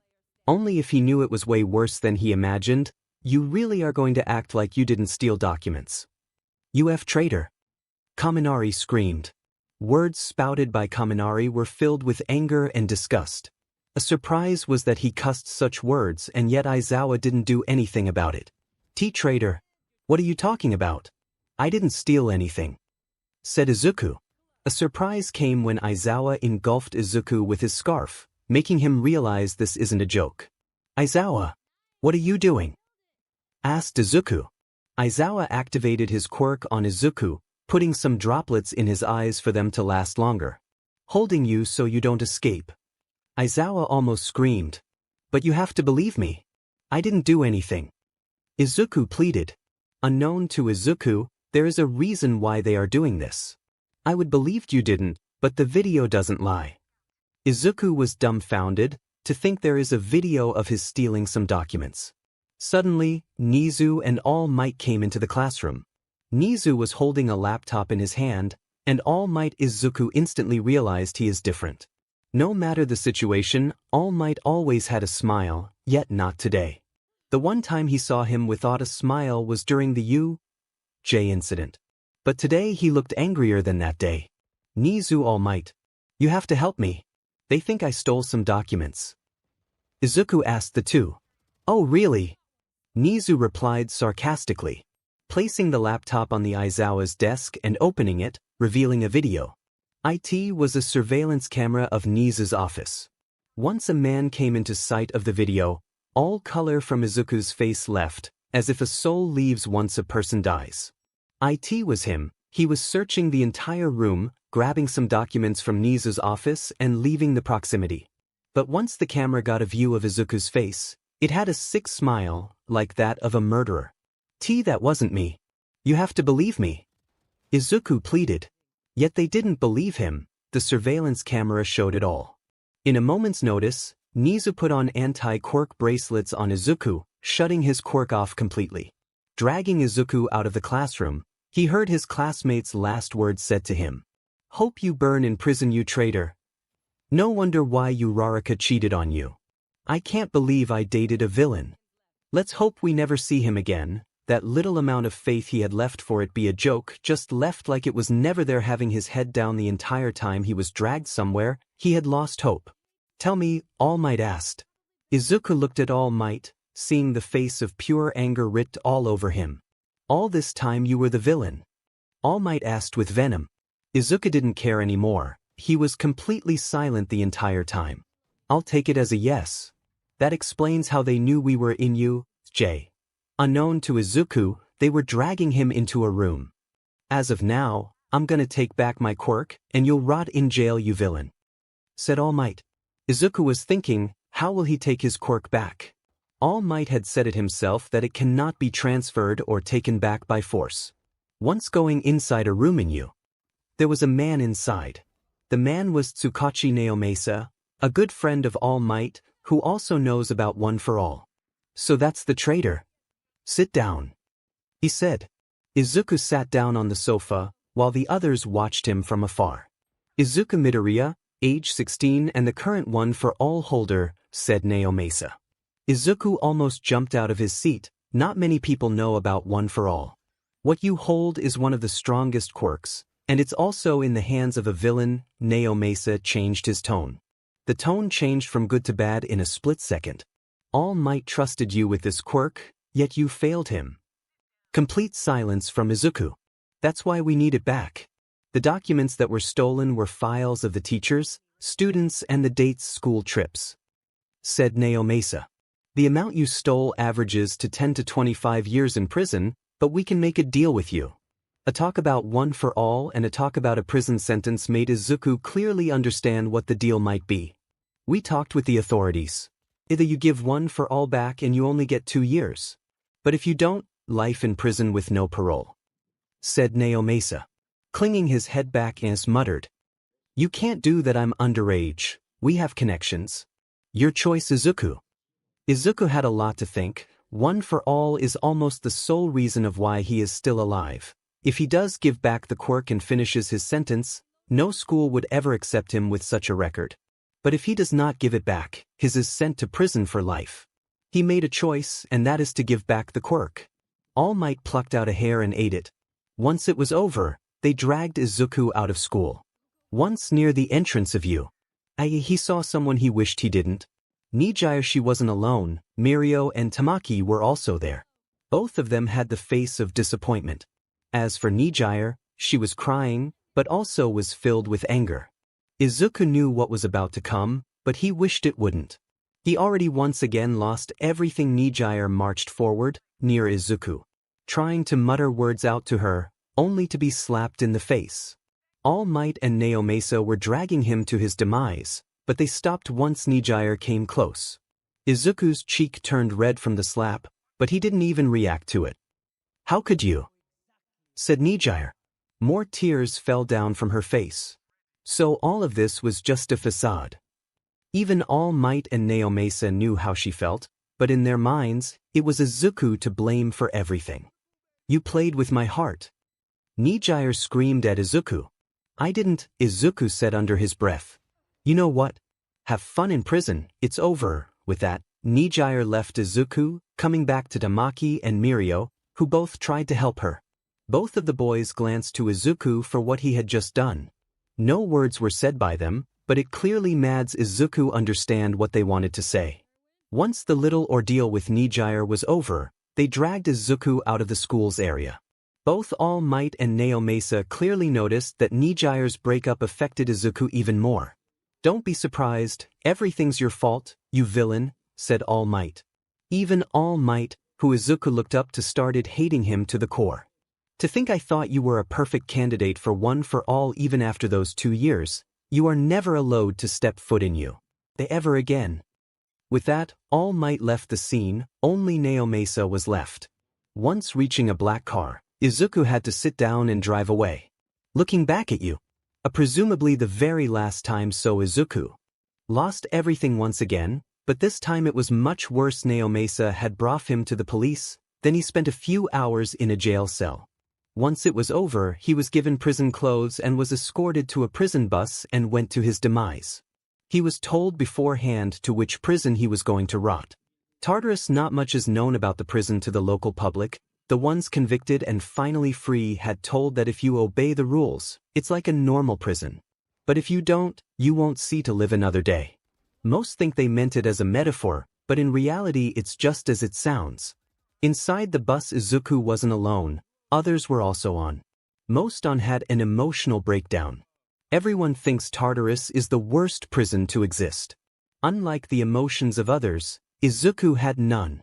He was completely silent, not making a sound, looking at the ground as if paralyzed from the shock. Once the bus came to a stop, he was ordered to leave by the guards. The first thing Izuku saw was a sign which read, "No warnings." He couldn't even care by what it meant. Although he's only staying here for 2 years, he lost all of his chances of becoming a hero. Once he head inside, he yet again saw those signs scattered all around. It definitely has some kind of meaning, but he doesn't care. On your uniforms, there's a number. That number is your jail cell. Izuku's number was 221, and looking around he saw that everyone had almost the same number as him. They were ordered to go to their jail cells, whilst looking around and saw that the entire prison is extremely clean. Once he got to his cell, he just laid down on his bed and began to rest. Few hours had passed, and they were ordered to come out. He saw everyone standing in a line, so naturally, he did the same. "You some of the earth. Be glad you even get food around here." A guard screamed. "If I had the right, I'd kill all of you right here and there." Naturally, no one liked his words, but most kept their composure. But of course, some couldn't. "The F did you call me?" A thug replied. "Say that again to my face, you fat midget." The difference in height and strength was already clear enough who would win. "I'm already stuck here for life, so there's no reason for me to hold back my desires to kill more." Of course, some like you can do whatever they please just because they are stuck here for life, right? Hell yeah, we can. Nothing can stop us anymore since nothing worse can happen to us. You must have seen those signs scattered all around the place, right? The no warning signs. Yeah, what about them? He spat at the guard right between the eyes, but to everyone's surprise, he wasn't even fazed one bit. That sign is a warning if you don't obey the rules, and you didn't obey them. In the midst of the conversation, the guard just pulled out his gun and pointed at the legs of the convict.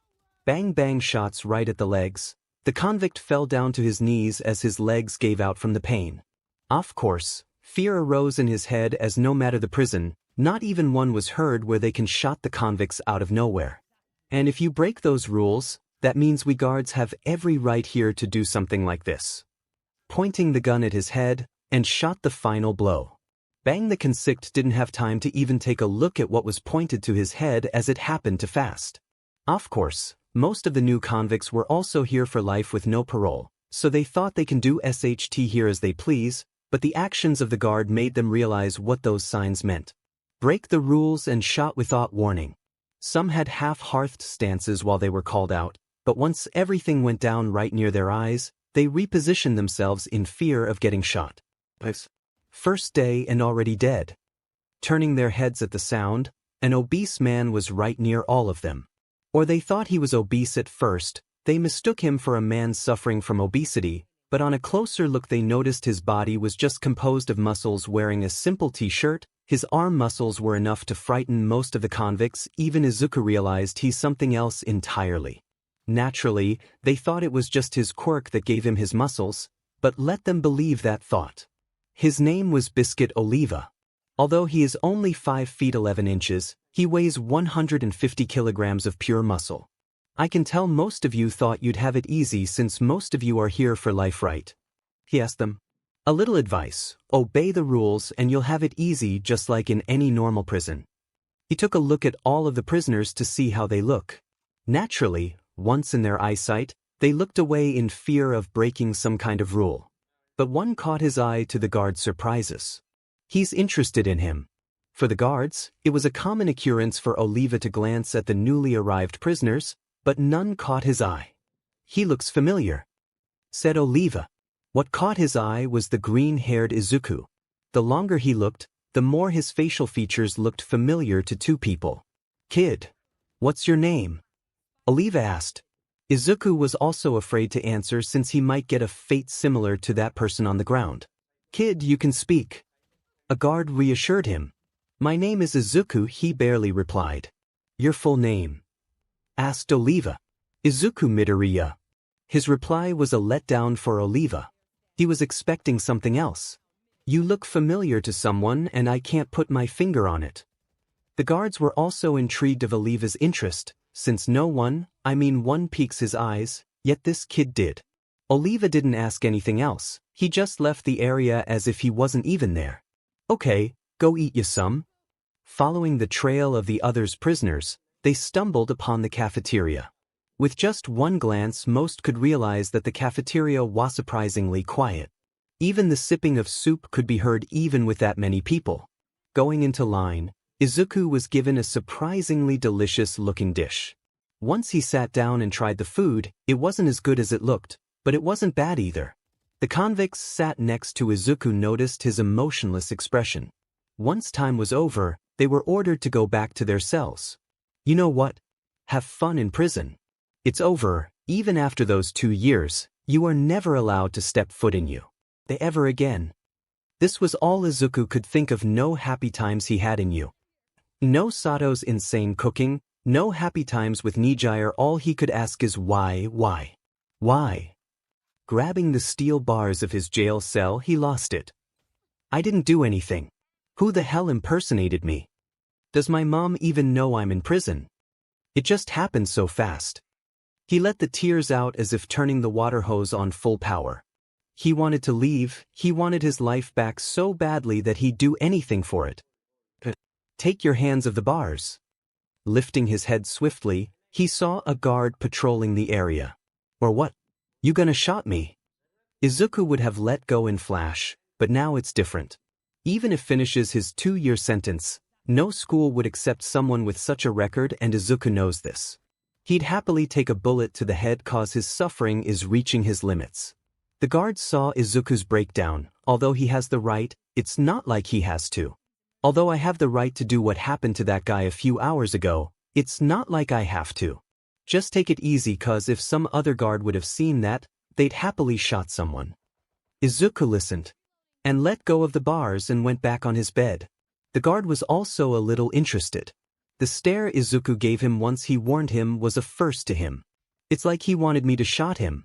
Taking a last look at Izuku's cell, he was baffled at what he just saw. What? The guard uttered. Clearly what he noticed is something inhuman, but what Izuku unknowingly did is definitely possible with a quirk. But the thing is, the guard clearly saw Izuku have anti-quirk bracelets pretty much glued to his hands, so he couldn't understand how he did it. Naturally, the only thing he could think of is to tell 𝗎𝗲𝗍 about this. But unbeknown to this newly assigned guard, 𝗎𝗲𝗍 was already interested in this prisoner. Being a warden of Tartarus, he easily could access information about prisoners, so that's what he did. What made absolutely no sense is that it said he was a student of 𝗬𝗧𝗏. It's not impossible to get in 𝗬𝗧. They only have the lowest acceptance rate, and pretty much most of the students of the hero course all became heroes after graduating. The impossible part was his quirk. Name: Izuku Midoriya Issei. Male, date of birth. Imagine any date where he is still 16 years old. School: hero course. Expelled quirk: none. Being a prestigious school, they don't even accept quirkless people even in the study course. This doesn't make sense. He was accepted in the hero course even being quirkless. 𝗎𝗍𝗍 knew something was up. It doesn't matter if you are quirkless but born into a rich family which donated millions upon millions to you. They'd still decline quirkless people in a heartbeat. Excuse me, sir. A guard came into his office which interrupted his sense of thought. What? Make it quick. I'm busy. 𝗎𝗍𝗍 replied. Something happened in jail cell 221. He immediately recognized it was the jail cell of Izuku's. Now he was interested. What about it? You have to see it yourself. He already had plans to visit Izuku all about this, so 𝗎𝗍𝗍 wasted no effort and decided to check up on him now. By what the guard warned, though, that Izuku wanted to get out or did something even more crazy, like killing himself. But what he saw wasn't what he expected. Although the entire jail cell was completely fine, the door wasn't.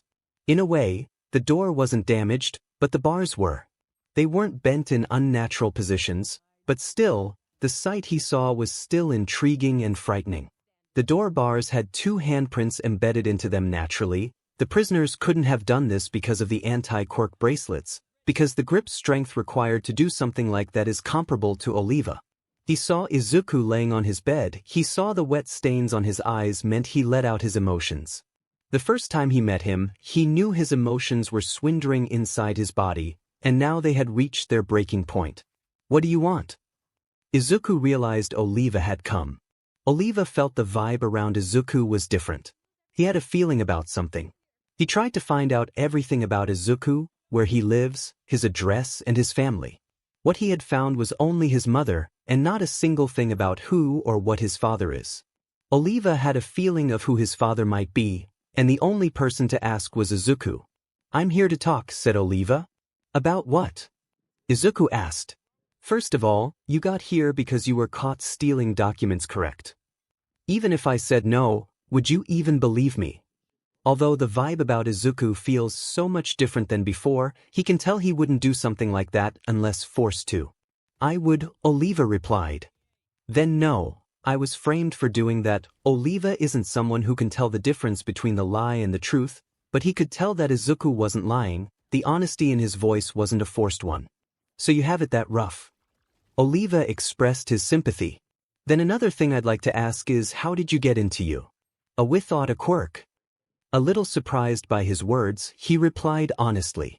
Although Izuku a few days ago would try to make up an excuse to try and hide 𝗬𝗍𝗔𝗂𝗍𝗔's secret, there's no need anymore.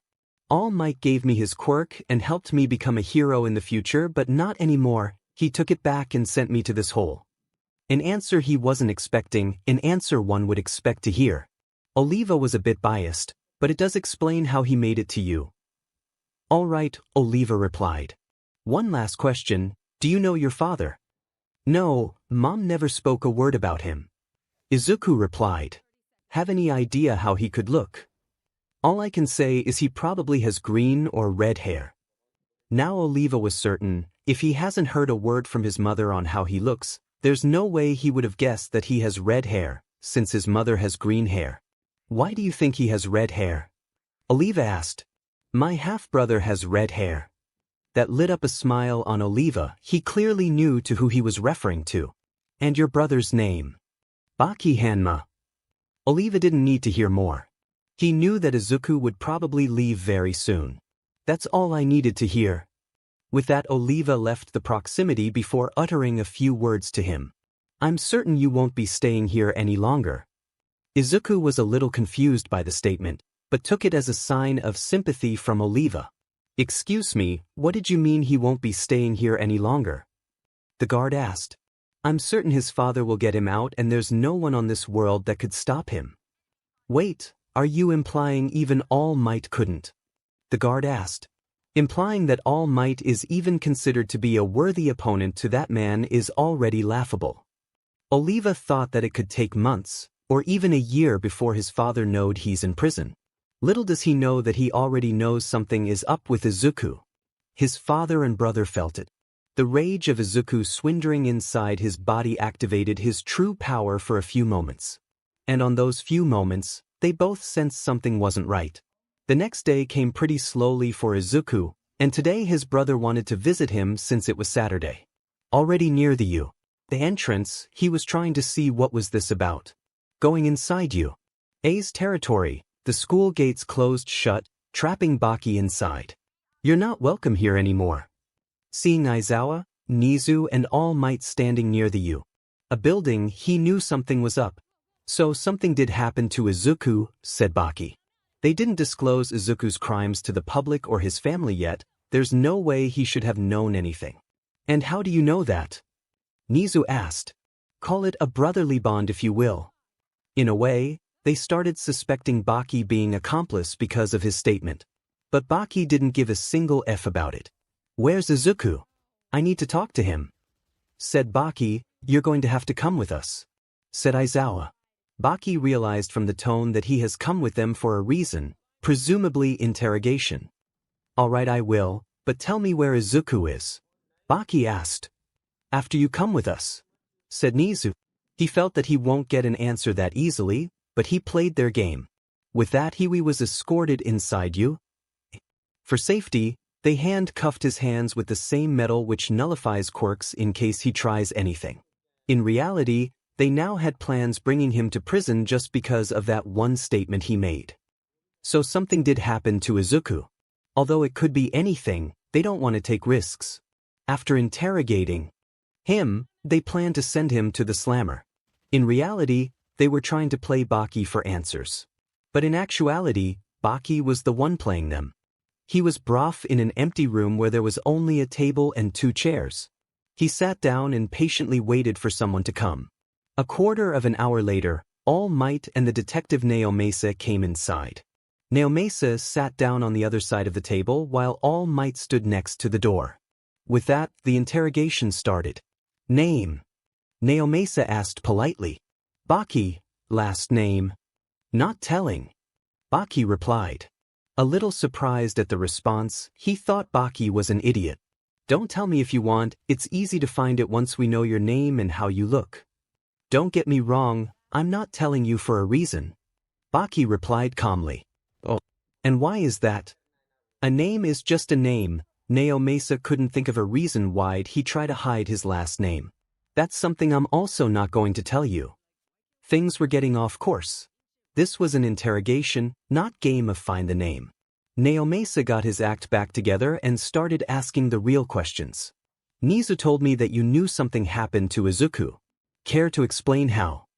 Asked 𝗬𝗍𝗫. First of all, why is it so important that I know that? Izuku's case wasn't disclosed to the public or his family, so it's a mystery on how you know it. Although the interrogation just started, 𝗬𝗍𝗫 let the cat out of the bag. You say it's a mystery, but quirks aren't. Excuse me? 𝗬𝗍𝗫 was confused. I have no clue what happened to Izuku, but I know for a fact that he's in pain. 𝗲𝗍 replied with hatred. What do you mean? That's my quirk. It lets me bond with a person and lets me sense their negative emotions. Said 𝗲𝗍. What they didn't know is that 𝗲𝗍 is a good liar. 𝗬𝗍𝗫 being a detective, he has faced people who lie to save themselves from trouble. But key factors in lying is that it usually has signs if it's a lie or not, such as being vague, shrugging, lack of expression, a bored posture, or even overthinking. But 𝗬𝗍𝗫 saw no hints of that in 𝗲𝗍. Even to a specialist, he looked like he told the truth. I have 2 questions. Why the hell am I in handcuffs and where the hell is Izuku? 𝗲𝗍 asked with hint of venom. For safety precautions. 𝗬𝗍𝗫 answered politely. And Izuku? 𝗲𝗍 stared him in the eye. 𝗬𝗍𝗫 was still in doubt if he should answer, but it's not like he could do anything with the information right. He's in prison called 𝗎𝗪𝗓. 𝗬𝗍𝗫 replied. The information he got brought a smile on 𝗲𝗍's face. Now he can do as he pleases. 𝗬𝗍𝗫 left the room with all might, to check up on something. But before leaving, 𝗬𝗍𝗫 pulled another set of handcuffs and handcuffed 𝗲𝗍 on the table's leg. Since the room they are for interrogation purposes, the table is embedded to the ground. And just for even more safety, they locked the door. Once they left, 𝗲𝗍 started laughing while there's no tomorrow. Not because of all the safety precautions to ensure he doesn't escape until they get back. He was laughing for one reason: disrespect. Do they really think these HNDCFFs can hold me here? He said hysterically. 𝗲𝗍 didn't waste a beat. His face went from pure laughter to pure anger. Break like that, he broke both of the HNDCFFs without a sweat. Standing back up in relief, what's next was the locked door. Kicking the door in a fast and sharp style, the door broke out of its hinges and flew back to a wall. Causing a scene is dangerous for him, but he doesn't care anymore. He'd gladly fight any heroes that tries to stop him, even All Might. Luckily, no one saw or heard the door break down. To make you an embarrassment, his plan is to walk out right off the school gate. While going, he encountered 3 people. And of course, they didn't know he's escaping. The trio, or also known as the Big 3, saw 𝗲𝗍 walking to their direction. Mirio and Tamaki looked concerned, and that concern was for 𝗎𝗎𝗓. One glance was enough to see that she is different than before, going from a loud mouth who couldn't shut up to someone like Tamaki. Walking past one another, words were shared. I hope your brother knows what he did wrong, said Mirio. Naturally, he was worried for 𝗎𝗎𝗓's health, and to him, the only one to blame was Izuku. For everyone to have no faith in Izuku makes me realize that you weren't even his friends. 𝗲𝗍 said calmly. We were his friends. But we never knew he was a villain. We can't say Izuku is innocent because there's video evidence. Mirio fired back angrily. Baki didn't know there was actual video evidence, so he was a bit surprised by his words. He finally understood why even All Might turned against him. But still, this proves they weren't really his friends anyway. You say you were his friend. If you really were his friend, you'd know Izuku would never do the thing everyone says he did. Baki had enough of their stupidity wanting to leave you. He gave them a warning. Once Izuku is proven innocent, don't even think of apologizing. As for you Nijire, don't even think about getting Izuku back. The reason he warned them is because he knows Izuku wouldn't accept it. He suffered too much, a simple apology wouldn't change much. With that he left you. Once he was far enough, he pulled out his phone and was calling a certain person. His father Yujiro Hanma. I'm certain you're calling for a reason. I know where Izuku is. Tartarus, said Baki. It's a prison, you know. For the most dangerous criminals out there, how'd you get him out of that shithole? Baki clenched his left hand hard enough that veins started appearing all over his arm before uttering 4 more words. How do you think? Baki slipped through everyone, not getting noticed by none of the heroes. Although Nijire, Mirio, and Tamaki saw him, they had no clue he was here for questioning. He said his quirk is called Bond. Said 𝗍𝗄𝗍𝗧 as he was typing on a laptop. He wanted to find out about Baki. For one key factor. If he did lie about his quirk, we have the rights to send him to prison. With that, 𝗍𝗄𝗍𝗧 was done with the search. It was quite easy actually. Although it's hard to find a person without knowing their last name, knowing how they look, or at least his name was already enough. Luckily, there weren't that many people with a name such as Baki, so it was much more easier. What else they did find was something he has never seen in the system. Name, Baki, date of birth, SEC, male quirk. His date, quirk, and last name was missing from the system. This was unheard of to 𝗍𝗄𝗍𝗧 and Nizu, since he was also trying to find out who he actually was. This doesn't make sense. It's not protected, it's just not written in the system. The ID picture was definitely him, but they had no leads of anything. There have been cases where the quirk was mixed up, but not something as missing from the system. Of course, they couldn't just arrest him now, since there's no proof if Baki did lie or not. Let's go back, said 𝗍𝗄𝗍𝗧. All Might and Nizu followed him as well. For Nizu, Baki in a way looks familiar to someone, but can't put his finger on it. I'm not telling. 𝗍𝗄𝗍𝗧 remembered Baki's words. He definitely knew this would happen if they searched for him. What 𝗍𝗄𝗍𝗧 was also an expert was making the villains slip. He can make them slip information without them knowing. But sadly, it only works mostly on idiots, like thugs and lowly villains. But 𝗍𝗄𝗍𝗧 definitely knew Baki. Wasn't one with a mediocre mind, but this was his last trump card to try. Turning a corner, they saw a door lying on the ground. What? They all screamed. All Might, inform the other heroes and you inform the police, said Nizu. Now they have a reason to send him to bars, all they need is to find him. They hurried off to inform everyone while Nizu stayed and looked at the aftermath. Glancing at the broken door, he noticed an imprint, a foot imprint. This was astounding to Nizu. Naturally, Baki definitely had anti-quirk 𝗬𝗍𝗪𝐶FFS to stop him from escaping. So his quirk must be a strength enhancer. The only explanation Nizu could think of. But even if it was a strength enhancer quirk, how did he break the 𝗬𝗍𝗪𝐶FFS? Sweat dropped from his forehead as he ran into the room Baki was in. And there he saw it, the 𝗬𝗍𝗪𝐶FFS, completely ripped in half. These were definitely the 𝗬𝗍𝗪𝐶FFS which nullify quirks, so how did he break them? Even All Might without his quirk but in his buff form could definitely break them, but barely. The metal is sturdier than most. But with just one look, most could tell that the difference in weight was at least 3 times comparing All Might to Baki. Are you telling me he is that physically strong? Nizu couldn't believe it. Common sense told him that it was impossible, something like out of straight fiction. What the hell is his goal? Nizu exclaimed. The thought of him getting Izuku out of prison didn't come out in his head, since that is impossible. But unknown to him, that was his goal. Getting Izuku out any means necessary. Tartarus wasn't that far from you. But also not close. But Baki was already on his journey. He had ordered a taxi to make it quicker for both him and Izuku. But before, he had grabbed some equipment before ordering a taxi, since 𝗵𝗃𝗲 isn't going to play games. Once on the road, the driver was concerned for what is happening. Yes, he knew the destination was Tartarus. His question was why 𝗵𝗃𝗲 was taping up his wrists and ankles. "Please don't tell me what I think you're going to do," the driver asked politely. "Don't ask, just drive." He didn't look at the driver as 𝗵𝗃𝗲 responded, since he was busy with his tape. "Alright." The driver became silent as an ant. Once 𝗵𝗃𝗲 reached his destination, he exhaled as he left the car, also taking a look at the prison Tartarus surroundings.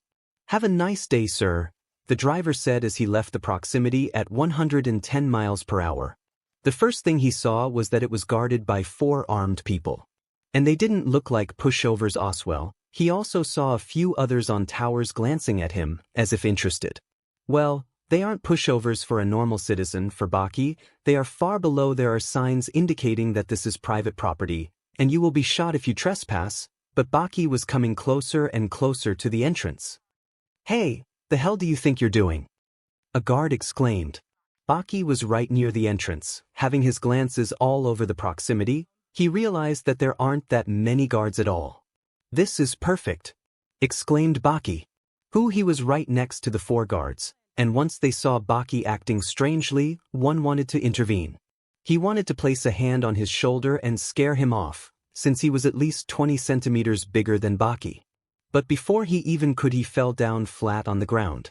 He immediately startled the other guards. They pulled out their expandable batons. Quickly surrounding 𝗵𝗃𝗲 in a circle, they lashed at 𝗵𝗃𝗲. The guards, although having weak quirks, they were still the entrance guards for a reason. The reason being is they work together like bread and butter. So, once encasing 𝗵𝗃𝗲 in a circle, the 3 guards lashed their batons in unison, but in different areas. But it was a futile attempt to stop 𝗵𝗃𝗲's rampage. They thought they had hit 𝗵𝗃𝗲, all 3 of them together, but all they felt were the vibrations in their hands as their batons collided with one another. But before the other 2 could realize where he was, the tallest one in their group, named Max, was the only one who knew. "Right here," exclaimed 𝗵𝗃𝗲. He was right next to 𝗵𝗃𝗲. Max wanted to retaliate and either punch and kick him or something, but his body gave out. "You have to try harder than that." 𝗵𝗃𝗲 had punched him straight in the stomach. If Max was confident about anything, it was his abs. But even he, a man who was at least 1.5 times heavier than 𝗵𝗃𝗲, couldn't endure his devastating punch. Before the 2 other guards had realized, 𝗵𝗃𝗲 was on the move. The 2 guards wanted to get back in position, but 𝗵𝗃𝗲's speed was out of this world, even a quirk-filled world. 𝗵𝗃𝗲 performed a kick at the jaw from below. So much force was added into it that the guard was forced off the ground. Reinforcements were coming, so he quickly dealt with the last guard. The guard was looking straight at 𝗵𝗃𝗲 as he backed off. But just as he blinked, he wasn't in sight anymore. Before the guard knew it, he got put out. Punching swiftly from the side, 𝗵𝗃𝗲 had rattled his brain to the extreme, forcing him to pass out. The guards on the towers couldn't get a good shot at him, since he was moving all over the place. "State your business." The reinforcements came, but this time there were heroes in the mix. "Did you hear me? State your business." The guards on the towers couldn't shoot him now, since they only have the law to shoot if one trespasses into the property. But 𝗵𝗃𝗲 was right near the line, awaiting everyone with a smile. "I'm just here to get somebody out," exclaimed 𝗵𝗃𝗲. Although he was only 1 man, he made them feel fear with just his ominous presence. They were all on guard, waiting for him to attack. Even the guards had their guns out already. Even the snipers on top already had their aim on 𝗵𝗃𝗲. If he takes 1 step above the line, he'll be shot dead. Well, that's what they all think, having their eyes glued onto the target. They had no idea what just happened. He vanished. KK to Izuku to say Izuku was having a hard time in prison isn't quite true. It's a different prison where there are no fights, no leader of the prisoners of some sorts. Every prisoner was considered as an equal. But Izuku was having it way easier than others. Once 𝗬𝗲𝗄 had a small talk with Izuku, and finding out he actually is a 𝗵𝗃𝗲, he gave him special treatment. Once the ordeal with 𝗬𝗲𝗄 was over, a few hours later, Izuku was greeted with presents. Books to read to pass the time, a telephone with working Wi-Fi. And for some reason, an actual working ice cream machine, unlike McDonald's granted, he was also given other presents as well, but too minuscule to mention, such as a small bouncy ball. And to ensure none of them are ever stolen, his jail cell is always locked once they have their free time out of the cells. The best present for Izuku was actually the bouncy ball. During his free time, he never left the cell, always bouncing the ball off the walls presumably for amusement. Even with all this special care, it never amounted to anything. Izuku still had those lifeless, emotionless eyes. Once the sun had came, 𝗲𝗄𝗧 once again went to talk with Izuku, to see if those presents made any impact for him. But to see it did nothing surprised him. Just like yesterday, 𝗲𝗄𝗧 felt like he was talking to a corpse. Even as of now, he was still in thought about it. Izuku being a 𝗵𝗃, he wanted to show respect for him. Although Yujiro is a dangerous enemy, he is also a great friend. Same as for Baki. Hope the kid gets better. 𝗲𝗄𝗧 signs, shuffling the papers on his desk. While working, a guard bursted into his office. With just one look, 𝗲𝗄𝗧 could tell he was frightened and worried. "Excuse me, sir, someone is trying to break into the prison," the guard said hesitantly. He was hoping 𝗲𝗄𝗧 wouldn't lash onto him. "Then go stop him," 𝗲𝗄𝗧 said as he started working again. "We tried, sir," the guard replied. That got 𝗲𝗧's attention. "We already sent reinforcements to deal with him, but we can't, he's just too strong even with the heroes helping." 𝗲𝗄𝗧 stopped all of his work. He stood up swiftly as he had a hunch of who it could be. "How does he look like?" he asked excitedly. "He is short and has red hair," the guard replied. Now if the guard had said he was tall and had red hair, 𝗲𝗄𝗧 would be worried for their lives. But once he said short, he knew it was Izuku's brother. Luckily, unlike his father, Baki never kills his opponents, mostly knocking them out so they don't interfere anymore. 𝗲𝗄𝗧 hurried outside. Even for his massive size, he was faster than most, that some might say he actually has a speed-type quirk. More and more reinforcements were called to deal with Baki, as no matter who they called, they met their demise in the blink of an eye. Once 𝗲𝗄𝗧 was near the exit, he hears gunshots all around the place. Baki was a genius at fighting. Once a new batch of reinforcements came, he would always force himself into the middle of everyone. This was to ensure no one could shot him without worrying hitting an ally. But that sounds dumb, right? Forcing himself into the middle, where everyone could attack him from all directions. As Baki's saying goes, no matter if it's an army who fight with their hands, all of them are only strong as 4 people. It sounds bizarre, implying that an army is strong as 4 people. Actually, this is true. Only 4 people can attack him at once. If more than 4 try, they would always collide with one another and make them easier targets to defeat. 𝗲𝗄𝗧 reached for the door, opening it with excitement. He saw the scenery of all the unconscious guards and heroes lying down on the ground. The numbers. Over 100 easily. Baki still warmed up, having a lot more to go.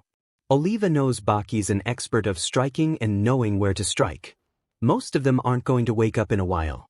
The guard accompanying 𝗲𝗧 also saw that the number of guards also increased by the time he came back. Out of fear, he hid himself behind 𝗲𝗧. Baki glances over at the left, noticing 𝗲𝗧. "𝗲𝗧!" he exclaimed. "Hey Baki, quite the scene you made," he exclaimed. "Are you here to stop me as well?" Baki asked politely. Not really. He had fought Baki a year ago, and almost won. The key word almost. 𝗲𝗧 knows that Baki is definitely way stronger than before. "Then why did you come?" Baki asked. "My guards told me someone was making a scene, so I had to see," said 𝗲𝗧. "Sorry, but I won't stop until get my brother out." "Izuku Midoriya, right?" 𝗲𝗧 exclaimed with a smile. Baki was surprised. He knew Izuku was his brother right from the get-go. Intriguing Baki a bit for knowing this. Maybe Izuku told him. Or maybe he found out himself. Izuku. His brother. 𝗲𝗧. Smart. The guard behind 𝗲𝗧. Frightened. Trivago. "I talked to him, you know I'm the warden around here." 𝗲𝗧 said. "Then you know I won't stop until I get him out," said Baki. Baki was determined to help his brother, even if it means fighting a friend. He definitely knows Izuku is not in his right mind after experiencing betrayal and heartbreak at the same time. I know, follow me. 𝗧𝗍𝗂 waved his hand at 𝗧𝗵𝗃, signaling to follow him. What? 𗗧𝗃 asked, confused. I'll get your brother out, let's go meet him. 𝗧𝗍𝗂 said with a smile. He'll help 𗗧𝗃 get Izuku out, the easiest way he knows how. No paperwork, no parole, no bribes to get him out, he's keeping it plain and simple. Oh, by the way, take care of the others. 𝗧𝗍𝗂 told the guard. He took a look at the site, seeing the entire area filled with unconscious brethren of his. You mean all of them? He knew this gon take a while. Making their way down to the cells of the prisoners, 𗗧𝗃 like most realized this place is extremely clean and quiet. He's not far, follow me, said 𝗧𝗍𝗂. 𗗧𝗃 nodded and continued to follow him. Once going up a few stairs, 𝗧𝗍𝗂 called out for him, Izuku. 𝗧𝗍𝗂 screamed not that loudly, but loud enough to get his attention. Izuku was doing his usual bouncing the ball back and forth thing every day, only leaving the cell to eat. What? He replied, emotionless. The voice already gave it away. 𗗧𝗃 ran to his cell to make sure he didn't hear it correctly. He came to a stop at Izuku's cell, 221. He took a good look at Izuku and realized the damage was done to him. Just like 𝗧𝗍𝗂, what he noticed was his lifeless, emotionless eyes filled with void. To a point where he is extremely easy to manipulate. Izuku. 𗗧𝗃 had called out to him. Izuku turned his head swiftly as he recognized the voice from anywhere. 𗗧𝗃. His reply had a hint of happiness, but all of it was shrouded by the negative emotions swindling inside his body. No matter how he looked at Izuku, what he needed the most was a simple hug.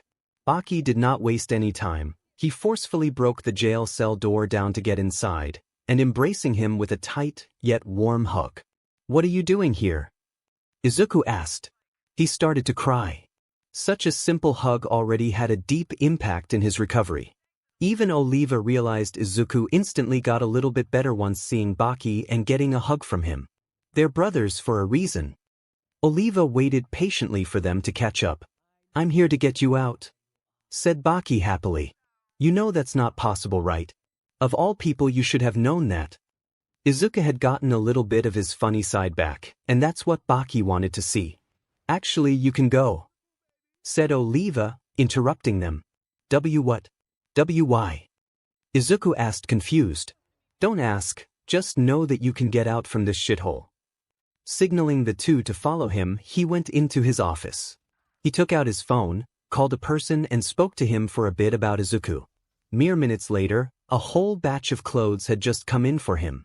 𝗧𝗍𝗂 said it's for Izuku, so he tried them out. Surprisingly enough, most of them fit Izuku, and they gave him the slice to redress himself.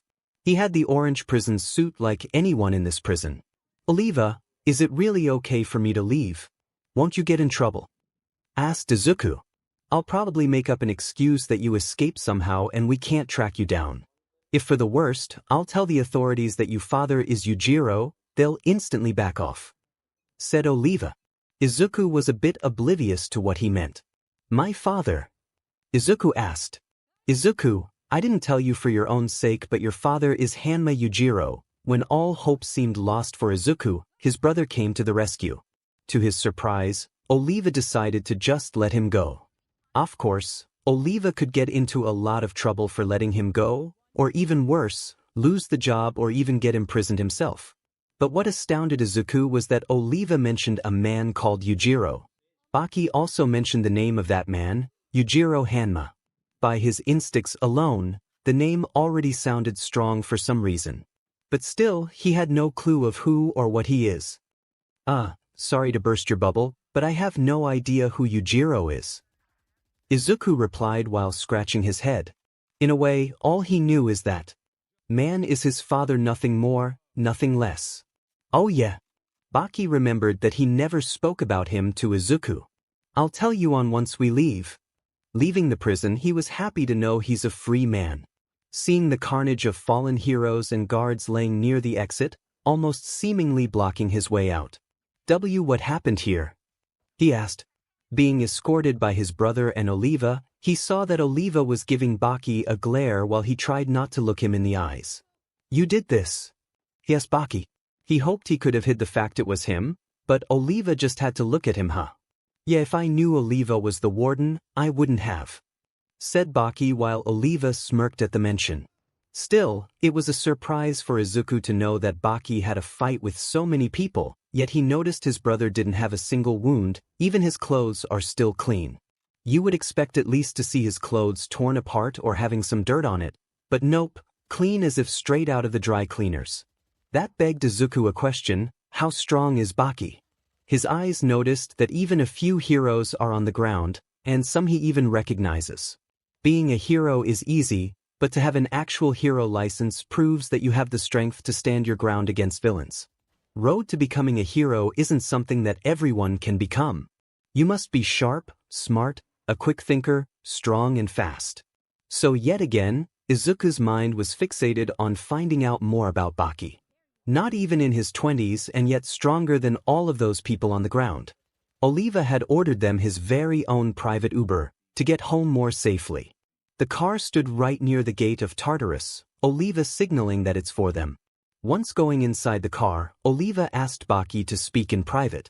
Leaving Izuku alone with the driver, 𝗧𝗵𝗃𝗲 and 𝗲𝗲𝗄 went around the corner to talk. You do realize nothing actually changes. No school would accept a prison escapee.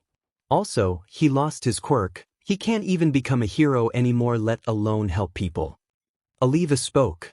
In essence, it's true, if he tries to apply to school or even some kind of job, they'd freak out to see that this man should be in prison and not applying to AF school at the same time. But it's not like 𝗧𝗵𝗃𝗲 didn't think of this. All of what happened to his poor brother might have actually broke his dream of becoming a hero. But even if he still wants to, but not having a quirk at the same time, he'll help. "Don't worry, I'll train him," 𝗧𝗵𝗃𝗲 exclaimed. "So you're going to make a calamity in this world?" 𝗲𝗲𝗄𝗃𝗲 said sarcastically. "Trust me, he won't be like that. Although I'm certain he will never forgive others, and even his girlfriend, he won't join the dark side," 𝗧𝗵𝗃𝗲 said. With that, he parted ways with 𝗲𝗲𝗄𝗃𝗲, shaking their hands for a goodbye. Going back to the Uber, Izuku was curious as to what they were talking about. "What did you guys talk about?" Izuku asked, interested. "Although there's no point in hiding, he'll find out soon enough." "You'll find out," 𝗧𝗵𝗃𝗲 exclaimed with a smile. "Where to, sir?" the driver asked. There was only one place safe for Izuku, and now he's certain the detectives and heroes are also searching for him. The safe haven for Izuku was 𝗧𝗵𝗃𝗲's home. "Take us to 𝗧𝗂𝗃 Mountain," 𝗧𝗵𝗃𝗲 said, realizing the author is a fan of Hunter x Hunter. "Very well," the driver replied, turning the cab on and driving to the destination. All seemed fine at first, but Izuku was curious as to why 𝗧𝗂𝗃 Mountain. The mountain is owned by an anonymous person. But not just the mountain, but also the residing land Oswell. Realizing 𝗧𝗵𝗃𝗲 has been giving him surprises from left and right, he realized that 𝗧𝗃𝗲 is presumably the owner. He has a lot to ask, but for safety, he wants to ask him in private with no one around. The mountain is actually very close to you. Only a 1-hour walk from each destination to the other. While the drive to 𝗧𝗂𝗃 Mountain continued, the search for 𝗧𝗃𝗲 still continued on the hero's side Oswell. Once searching, All Might decided to search in his skinny form so that civilians wouldn't recognize the #1 hero and hinder his search. It's been over a 30-minute search and they have no clue where he is hiding. All Might wanted to call it a day because he feels the search is pointless. Maybe he's already out of town. He sighs as he gives up on the search, ready to call it a day. Once going home, his eyes fixated on a specific car on the road. Granted, the only reason he was intrigued by the car is because Japanese people usually never drive such a stylish car. What caught his eye was the car being an American-style car. "It's been a while since I've seen such a car in Japan," All Might exclaimed. Once it drove past him, just for a second his eyes saw green hair. It was too sudden, he only realized it was green hair. He didn't have time to see that face of the passenger. For a split second, he remembered Izuku, and quickly the thoughts of him disappeared like the wind. "There's no way that's him," 𝗧𝗵𝗃𝗲𝗄𝗃 exclaimed. He brushed those thoughts off and went to the store and buy some groceries. Izuku didn't see him during the drive, Because 𝗧𝗵𝗃 intervened. He noticed him from afar. 𝗧𝗵𝗃 knew if Izuku saw him he'd definitely be enraged. So his plan was to loosen his focus from the road to him by small talk. Not long after, they reached the mountainside. Completely surrounded by a 3-meter walls, the 𝗧𝗵𝗃 mountain was protected as if national treasury. Upon leaving the Uber, Izuku finally had the perfect timing to ask 𝗧𝗵𝗃 a question. 𝗧𝗵𝗃, how strong are you? Izuku asked with a serious tone. The scene of the fallen heroes and policemen raised Izuku a question. Is 𝗧𝗵𝗃 strong as a top hero? Strong enough to break the law and have no consequences? 𝗧𝗵𝗃 replied. An intriguing reply to Izuku. Not even All Might would be safe if he in some sort of twist becomes a villain. After all the heroes always win, you're joking, right? Izuku questioned his statement. You better hope so. 𝗧𝗵𝗃 replied sarcastically. Although a little doubt in his head, he realized it's best not to ask too much. Once out of the car, his eyes saw the entrance into the mountain's residing area. Or not like an entrance, more like a steel gate, too big to capable of someone opening it. This is the entrance, 𝗧𝗵𝗃 said, giving Izuku something to think. I mean, the gate is too big. Izuku thought this was for decoration and that there's another door, way smaller than this one, to go inside. But to his surprise, 𝗧𝗵𝗃 walked up to the door, placed both of his hands on the door and pushed. Izuku thought it was foolish. There's no way the door would even budge. But guess what? It did. Slowly but surely, the door was creaking, and a second later, it opened. Let's go inside, said 𝗧𝗵𝗃. Oh, okay, Izuku replied. Was his eyes deceiving him, and the gate has some sort of mechanism which make the door easier to open? For a second, he thought it was true, but quickly proven wrong as he saw bruise marks on the ground below. The bruises were created by the door, creating friction as 𝗧𝗵𝗃 pushed it to open. He went inside, seeing the mountain from afar, taking in the view. A few seconds later, the door closed it itself. In the distance, he noticed a mansion. Quickly following 𝗧𝗵𝗃 to the mansion, he was surprised to see it's bigger than he thought. 𝗧𝗵𝗃, you're rich? He asked, confused. Yep. It was kinda hard to believe since 𝗧𝗃's clothes looked like he got them from a dollar store. Quickly brushing the fact off, 𝗧𝗃 showed him around the mansion. It was a modern-type mansion, mostly consisting of black and white color interior. And to his brother's kindness, Izuku was surprised to see that he has his very own room. It was too overwhelming to see that his room is literally the same size as his house. Make yourself at home, I'm gonna go make breakfast, 𝗧𝗃 said. Wait. Izuku replied. He had a lot on his mind, and he needs answers. First being, the strange urge to train. Second being, who is his father? I have a lot to ask, said Izuku. 𝗧𝗃 quickly understood what Izuku wants to ask, so he sat down on the bed. All right. I remember you acted strangely when I said that I had an unstoppable urge to train, and I reckon you know why. After that day, it disappeared like it was never there. But last night it appeared again, and even as of now that urge to train still resides in me now. Izuku looked at his hands excitedly, shaking from this weird feeling. 𝗧𝗃 knew he wanted answers, so being a good big bro he answered. Yeah, I know, exclaimed 𝗧𝗃. It's because you tapped your potential as a 𝗵𝗃. 𝗧𝗃 exclaimed. But what is a 𝗵𝗃? He asked. You make it sound like we're a whole different species. 𝗧𝗃 snickered. But in a way, we are. I guess our bodies are different from the average man. Before you even told me that All Might was the one who gave you the quirk, I already knew you got it an external way. 𝗧𝗃 answered. A lot of whole new knowledge to Izuku. What do you mean? Izuku was confused. A child of a 𝗵𝗃 can't physically be born with a quirk. I don't actually know why, but it is what it is. Wait, that means you also don't have a quirk. Then how did you defeat that many people? Izuku was even more confused. At the mention of his victims, 𝗧𝗃 stood up. I told you, a 𝗵𝗃's body is completely different from the average person. Although some people have a talent for fighting, or even a prodigy at that, for a 𝗵𝗃, that doesn't matter even one bit. A 𝗵𝗃 is literally born to fight, 𝗧𝗃 replied. We also do have some benefits which others don't. Imagine two people, one who trains every day non-stop with barely any rest, and another who trains 2-3 times a week with plenty of rest between workouts, who do you think improves more? The guy who trained every day. Izuku answered. I swear to God, Izuku, even All Might told you overtraining exists. Ever heard of a saying, train smart not hard? All Might told me once. But I don't know what it means. Izuku, I swear to F God, it means train what your body can endure, not what you think is best, and in the end most overtrain themselves. To answer your question, you're wrong, the one who trained less has more improvements. But to us, it's different.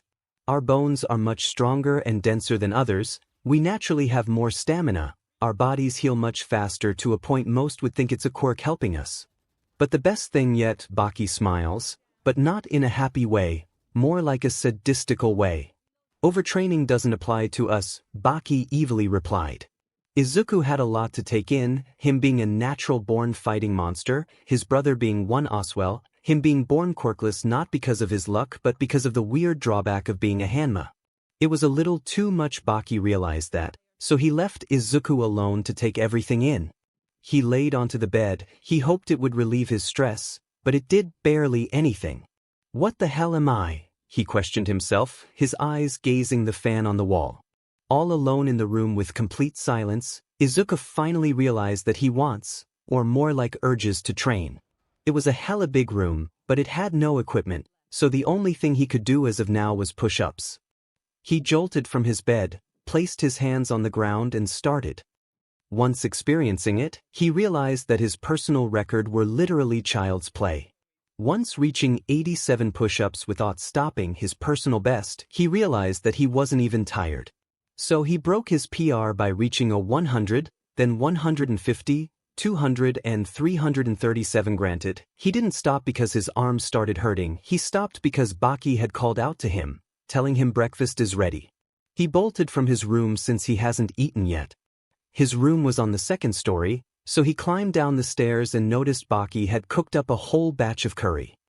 Holy he, why did you make that much curry? He asked. Trust me, after a while, you'll be asking for even more. He sat down, seeing he had a whole bowl filled with curry. There's no way I'm eating that much, Izuku mumbled. You will. 𝗵𝗃𝗃 heard his mumbling. Izuku, though he overestimated his appetite. Still, he was hungry, so he took the bowl and started munching. Each munch he took felt like he was getting even more hungry. Before he even realized it, he finished the bowl clean. Seeing that 𝗵𝗃𝗃 gave him a cocky look which said, I told you so, Izuku swallowed his pride and requested for another bowl. This is another gift or side effect. We tend to be more hungry than usual, stated 𝗵𝗃𝗃 while eating his fifth bowl. Time passed and they both cleared the whole batch of curry. Although Izuku ate to his heart's intent, he still couldn't grasp his meaning of leaving Tartarus. 𝗵𝗃𝗃, what's the point of breaking me out of prison when my future is already ruined? Izuku stated in a sad tone. Like previously said, no school would accept a boy with such a record, and he even has some sort of feeling that 𝗬𝗏 would probably intervene if by some luck he actually enrolled into one. That's simple. 𝗵𝗃𝗃 exclaimed. I'm going to train you. He stated with a smile. Be ready to endure hell, KK to you. It was the weekend, so no school for the students. It has only been a few days since Izuku was exiled, but the class wasn't fazed not one bit. There was no moment of disbelief of Izuku being a villain. Once the class was shown the video of Izuku doing the deed, they just accepted the fact it happened. Same for 𝗵𝗏𝗏, Mirio and Tamaki in a way, maybe it's because they thought he's too perfect. He had a very strong quirk, was nice, easy to get along with, quite cute to the girls, had the heart of a true hero and one of the cutest girls in 𝗬𝗏 was his girlfriend. If the girls had to decide which boy they wanted to date from their class, 70% would pick Izuku. If all of them had to decide which classmate was the most helpful in a fight, most of them would pick Izuku. He was the dream boyfriend to most girls, and he looked like a true hero to the people who saw him in action. Same for the 𝗬𝗏 teachers and heroes. He was always one of the best in academics and the best in hero studies. If the teachers had to pick which student had the most potential, they would pick Izuku. His rapid rate of improvement was a sight to see, and frightening at the same time. The most it affected was All Might and 𝗵𝗏𝗏. 𝗵𝗏𝗏 still hasn't recovered her goofy and cheerful side, and mostly never will. For that, Mirio and Tamaki obviously put the blame on Izuku for breaking her heart. All Might resents himself for giving his quirk to a villain. But what he saw today is still in his head. Less than a second he saw green hair in the American car. It could be anyone, but he was sure it was a male. The only male he does know who has green hair is Izuku naturally. He wanted to make sure it couldn't have been him, so he contacted 𝗎𝗍. "Excuse me, 𝗎𝗍," said All Might. "What is it?" "Can't find a new successor." 𝗎𝗍 stated. "Today I saw someone in a car with green hair." All Might. For some reason, he was reminded of 𝗵𝗃𝗃. The pure physical strength he showed was out of this world. So, because of the concern All Might caused, he called Oliva. They aren't really friends, but know each other somewhat. Oliva was off-course working. The paperwork he had to do wasn't much during the weekend, but it still wasn't that easy to finish. Hearing his ringtone, he glanced at his phone. Realizing it was 𝗎𝗍, he somewhat thought of the reason he'd call him. "Don't tell me Izuku got caught already," he grunted. He picked up the call, hoping for the best. "Hello," Oliva said, somewhat nervous. "Hey, it's me." 𝗎𝗍 responded. "Do you need something?" Oliva asked. "I'm just calling to make sure Izuku is still behind bars." 𝗎𝗍 exclaimed. "Izuku, the green-haired boy?" Oliva stated. He fake looked into some files, pretending to check the prisoner documents. "Yeah, he's here. Why?" Oliva asked. 𝗬𝗍 had it on loudspeaker, so All Might heard it loud and clear. Naturally, the worries dispersed, for him and 𝗎𝗍. But still, All Might felt like he wanted something more. Once seeing the green-hair boy in the car, he thought of Izuku for a while. Now that he thought about it, the possibility of Izuku doing such a crime made him doubt it. "Nice going, All Might, the boy you trained for 10 months and pretty much you became his father figure, and only now you have doubts of Izuku's crimes. Like Jesus, All Might, I know I'm the one writing this, but I felt disgusted for some reason." The torch he had passed to Izuku, he never ceased to amaze him. All this time, he always showed All Might he was a worthy successor of his quirk. Even if it was all a facade, a lie detector quirk couldn't even see right through it. "That's good to hear," stated 𝗎𝗍. "Phew." Oliva dodged a bullet. 𝗎𝗍 heard the news, so he wanted to end the call.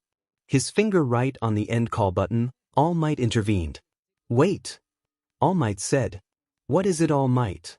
"I need to visit him," All Might stated. "Are you certain?" 𝗎𝗍 questioned. All Might gave him a serious nod, to ensure this is needed. 𝗎𝗍 signed out of frustration. "Can we visit him?" 𝗎𝗍 exclaimed. Oliva started sweating profusely. Now this was bad, or more like the endgame. "SHT, 𝗎𝗍's smart. If I refuse he'll know something's up," Oliva thought. "Why, yeah, is tomorrow fine?" Oliva asked. "Fine by me." 𝗎𝗍 ended the call.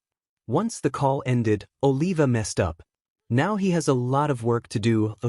Once Oliva ended the call, he knew this wasn't good. He just agreed to let someone meet Izuku, who hold and behold is already out of prison. "Well, I gotta call 𝗵𝗃𝗃, Oliva signed out of frustration. KK to the boys, what do you mean be ready to endure hell? Izuku asked, frightened. "The training won't be as easy as you think. Let me give you an example. Let's say there is a point system from 1-10, the higher the number the harder the workout. So, where do you think the 10 months of training by All Might stands?" He quickly understood that 𝗵𝗃𝗃's training will be way harder than All Might's, so he tried to think positively. The 10 months of training stands at like 4 out of 10 maybe. Izuku replied. "It can't even be considered a 1 out of 10, 𝗵𝗃𝗃 replied. "And where do you think my training will stand at?" he asked somewhat sadistically. Izuku gulped, in fear of what he might have to endure again. But yet again, he was thinking positively, 5 out of 10. Izuku replied. Once 𝗵𝗃𝗃 heard it, he wheezed. 11 out of 10, 𝗵𝗃𝗃 quickly replied. All Might's training isn't even hard enough to be considered a 1 and 𝗵𝗃𝗃's training is too hard to measure. This struck fear into Izuku. But still, what else could he do? All this time he thought that quirkless people are always going to be at the end of the pyramid, yet there's 𝗵𝗃𝗃, a quirkless person who already stands at the top.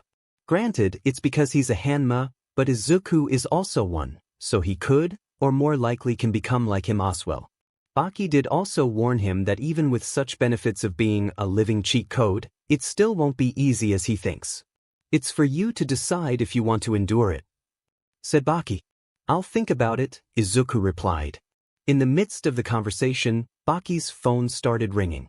Quickly taking it out of his pockets, and realizing it's 𝗧𝗵𝗲, he instantly knew it's something about Izuku. I have to take this, he said to Izuku. He went into another room, in hopes Izuku doesn't hear it. Hello, 𝗵𝗃 answered. Hey 𝗵𝗃, I got some bad news, 𝗧𝗵𝗲 said somewhat worried. Don't tell me you already knows he left. 𝗵𝗃 asked angrily. No, not that. It's just I need Izuku back in prison, like right now. 𝗧𝗵𝗲 replied, hoping 𝗵𝗃 won't get mad. Why? He asked angrily. You see, tomorrow, someone from you is going to visit him, and I already agreed, said 𝗧𝗵𝗲. He hears nothing on the phone, just 𝗵𝗃 breathing. Just by the sound of his breathing, he could tell he was furious. 𝗵𝗃 ended the call out of nowhere, which didn't surprise 𝗧𝗵𝗲. He comes out of the corner, seeing Izuku still thinking about what to do. Aizu, we gotta go back to prison, said 𝗵𝗃. He could only question why.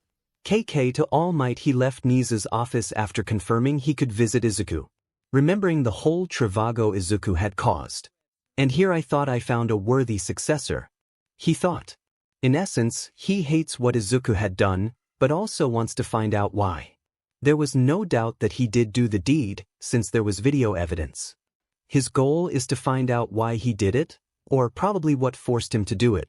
Walking down the corridor, he stumbled upon the big three. They took one glance at All Might, and knew he was deep in thought about something. Hey All Might, you alright? Mirio asked. The question startled All Might, but quickly tried to get his composure back together. Why yeah, I'm fine, he stuttered. Withoff missing a beat, he tried to go. All Might, I can tell something's wrong, Mirio exclaimed. It's about Izuku, right? He asked. All Might stopped right in his tracks. 𝗎𝗎𝗓, once hearing his name, wanted to go away and leave the conversation.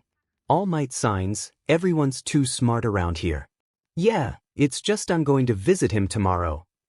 𝗎𝗎𝗓 was already trying to leave, but once she heard All Might's plan, her pace stopped. Naturally, it was an unexpected surprise for the trio. Silence fell down to everyone in the corridor. They had no idea what to say. What felt like minutes, no one was uttering a word. Surprised are you? I know there's no reason to visit him, I just want to know why he did it. All Might exclaimed. There is no reason to visit him, you saw how he smiled to the camera. Mirio ratted. What he intended to say that the entire video of Izuku stealing files, he had a menacing and a psychopathic smile. Weird enough, he actually smiled to the camera. I want to know why he joined the dark side. All Might replied.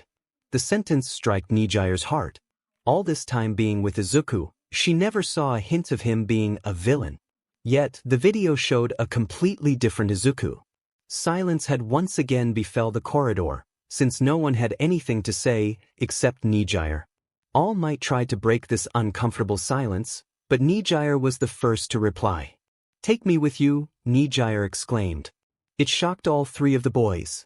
Out of everyone here, the person who the least needs to meet Izuku is her.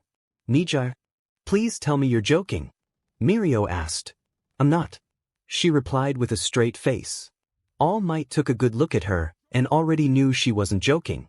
Her demeanor, face, reply wasn't meant as a joke. He signed, knowing she won't take no for an answer. Small time skipped to the prison after arriving at the prison, which they were escorted by the same personal 𝗧𝗵𝗲's driver. The guards were already aware of the situation and let the two inside. Quickly they met up with 𝗧𝗵𝗲 at his office. Izuku still didn't know why, but saw his prison suit folded onto the sofa on the left. Why are my prison clothes on the sofa? He noticed that on the clothes it was written 221, which was his. You see, someone from you wants to visit you tomorrow, said 𝗧𝗵𝗲. What? Izuku was dumbfounded. He doesn't want to meet anyone, well, maybe except for a one blue-haired girl. Clearly, the sentence touched his feelings. The moment he sees anyone from you, it's going to have an impact. I know you probably don't want to meet anyone from you. But you'll have to, exclaimed 𝗬𝗧𝗏. Do you know who? 𝗧𝗏𝗃 asked. I'm not sure, 𝗬𝗧𝗏 replied. Although both 𗗧𝗏 and 𝗬𝗧𝗏 were fine, Izuku was contemplating about his life. They didn't specify when. All I know it's tomorrow, 𝗬𝗧𝗏 said. 𗗧𝗏𝗃 signed. He knew Izuku has to stay in prison till tomorrow. All right, Izuku agreed to do everything. 𗗧𝗏𝗃 and 𝗬𝗧𝗏 gave him some space to put on the clothes. Once done, 𗗧𝗏𝗃 waved Izuku a goodbye since he won't see him till tomorrow. Aizu was escorted by a guard to his chambers, which were the same as before. Jail cell 221. The stuff 𝗬𝗧𝗏 had given him prior were now gone. All that's left is a bed and a toilet. At least it's only till tomorrow, he said, plopping down onto the bed. It was actually quite comfortable, not the same as in 𝗧𝗏𝗃's mansion, but good enough to have a good night's sleep. He was hoping he could sleep through the entire day, since he has nothing to do. Growl, his stomach was growling. He was getting hungry, too hungry. 𝗬𝗏𝗄 stomach, Izuku ratted. A few more hours before he could eat, so he had to endure. Wait, you're that kid, someone exclaimed. Izuku turned around and saw a guard patrolling the area. Taking a closer look, it was the guard as from before.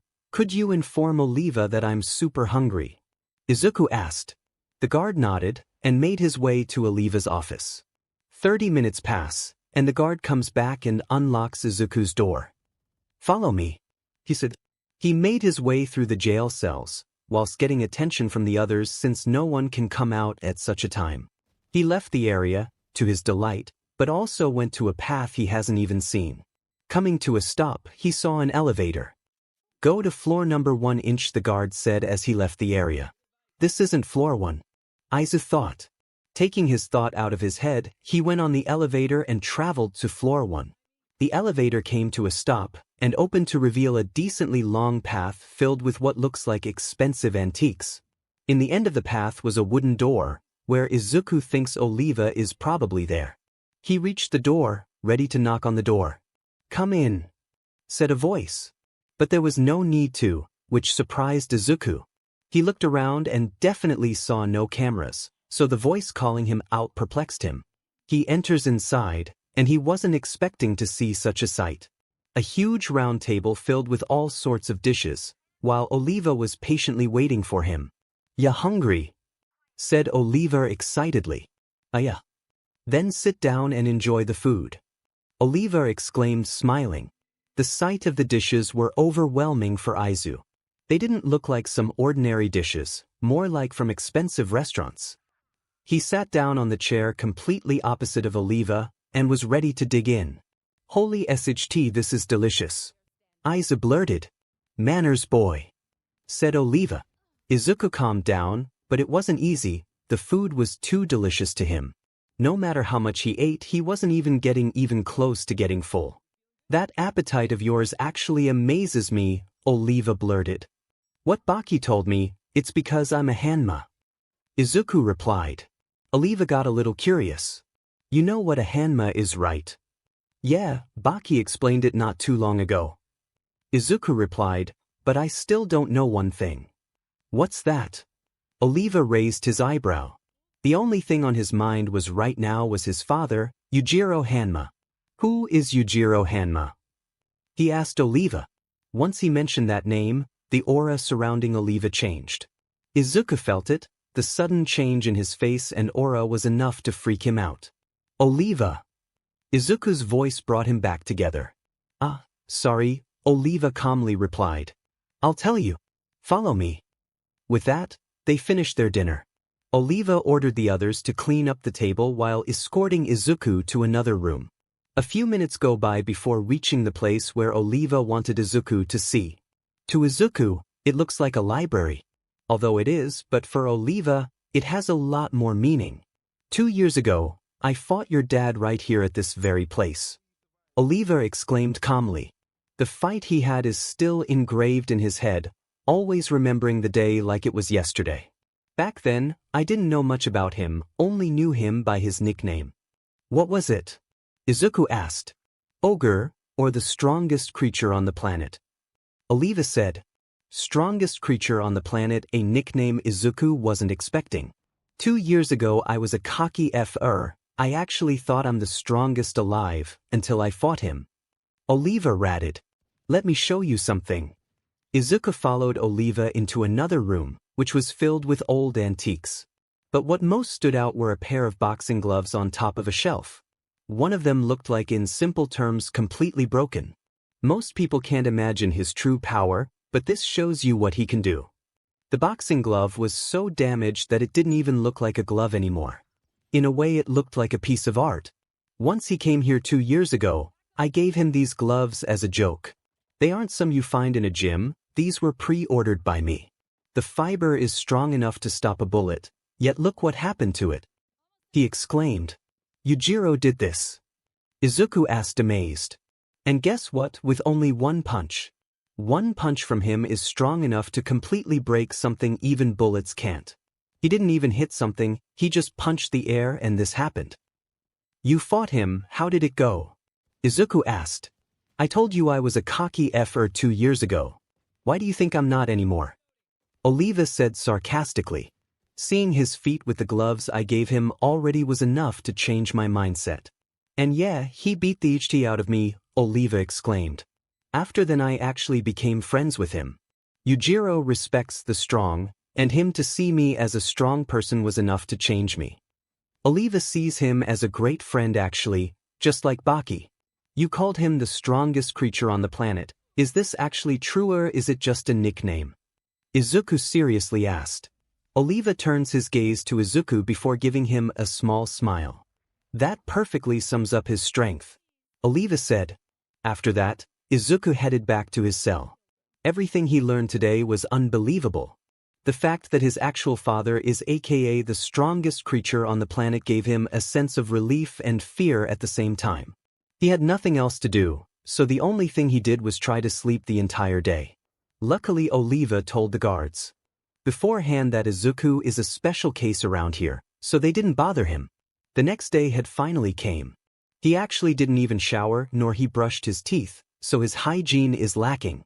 But hey, it's only one day. He was still sleeping but a guard forcefully woke him up. Hey, 𝗧𝗵𝗲's calling for you. A guard spoke. Izuku yawns before getting up and following the guard back to 𝗧𝗵𝗲. They're here. 𝗧𝗵𝗲 spoke to Izuku. Wait, who came? He asked. All Might, and some guy that looks like a caterpillar. 𝗧𝗵𝗲 exclaimed. My homeroom teacher. Izuku said without joy. Oh, and a blue-haired girl. Once 𝗧𝗵𝗲 said it, Izuku pretty much fell down onto the sofa. His eyes widened, he feels like he should meet her, but his conscience doesn't. 𝗧𝗵𝗲 noticed his change in behavior so he tried to tease him. What? She your girlfriend or something? 𝗧𝗵𝗲 said sarcastically. Ex-girlfriend. Izuku said. Oh, the prison does have a special room where family members or lawyers can visit them to check if they are okay or to discuss how to get out. But that's the thing, Izuku couldn't even fathom why they would visit him, especially 𝗎𝗎𝗓. So now Izuku stood behind the door, where the trio was waiting. He could see them through the window of the door. It's true, they really are here, an ex-mentor, ex-teacher and an ex-girlfriend, the people he doesn't want to meet. He inhales and exhales before entering the room. The three heard the door opening, turning their heads to the source, seeing Izuku come out, they frowned. If you all don't want to see me that badly, then why the F did you all come here? He thought. No ancient FFS. All Might asked without a smile. I'm meeting a hero who can erase quirks and a hero who can defeat pretty much anyone with a single punch. Izuku said without joy. He looked at 𝗎𝗎𝗓, who he clearly noticed was now entirely different. Just for a second, their eyes locked with one another. In that second, Izuku noticed the sadness and the heartbreak she was feeling. But still, it's her fault, so what do you want? He quickly looked away from 𝗎𝗎𝗓 as if never having looked at her. You can stop with the acting, we saw your true side on the video. All Might spoke. Now he remembered that in the video he was constantly smiling like a crazed psycho. Say what you want, I know you wouldn't come here to tell me that. Izuku stated. Although they had a lot to ask, All Might just wanted to know one thing. What made you join the villains? All Might asked with a serious face. Nothing, Izuku replied without missing a beat. Obviously, his reply raised some questions that need answers. What do you mean nothing? Aizawa asked, raising his eyebrow. Like I said, nothing. He answered again. Elaborate. All Might exclaimed. Nothing made me join the villains. Izuku lazily answered once again. So you're going to play that game? Aizawa said whilst looking Izuku in the eyes. Don't think it's that game if I'm telling the truth though. He replied. Silence fell down in the room, while All Might and Aizawa were getting a little agitated by his half-hearthed responses. Who else is with you? All Might interrupted the silence. Have no idea what you're talking about, said Midoriya. No matter what they asked, Izuku never gave them an honest reply, or a reply they were expecting to hear. It's simple really, the only reason he's replying like this is because he doesn't care. If you talk, it could reduce your sentence. All Might said angrily. Saying it could reduce his sentence angered him. Even if it gets reduced, do I even have a chance of becoming a hero anymore? Izuku replied with anger. When my sentence ends, I already know my chances of becoming a hero are over. And out of everyone, you should know that. He pointed at All Might. His eyes filled with anger just at the sight of him.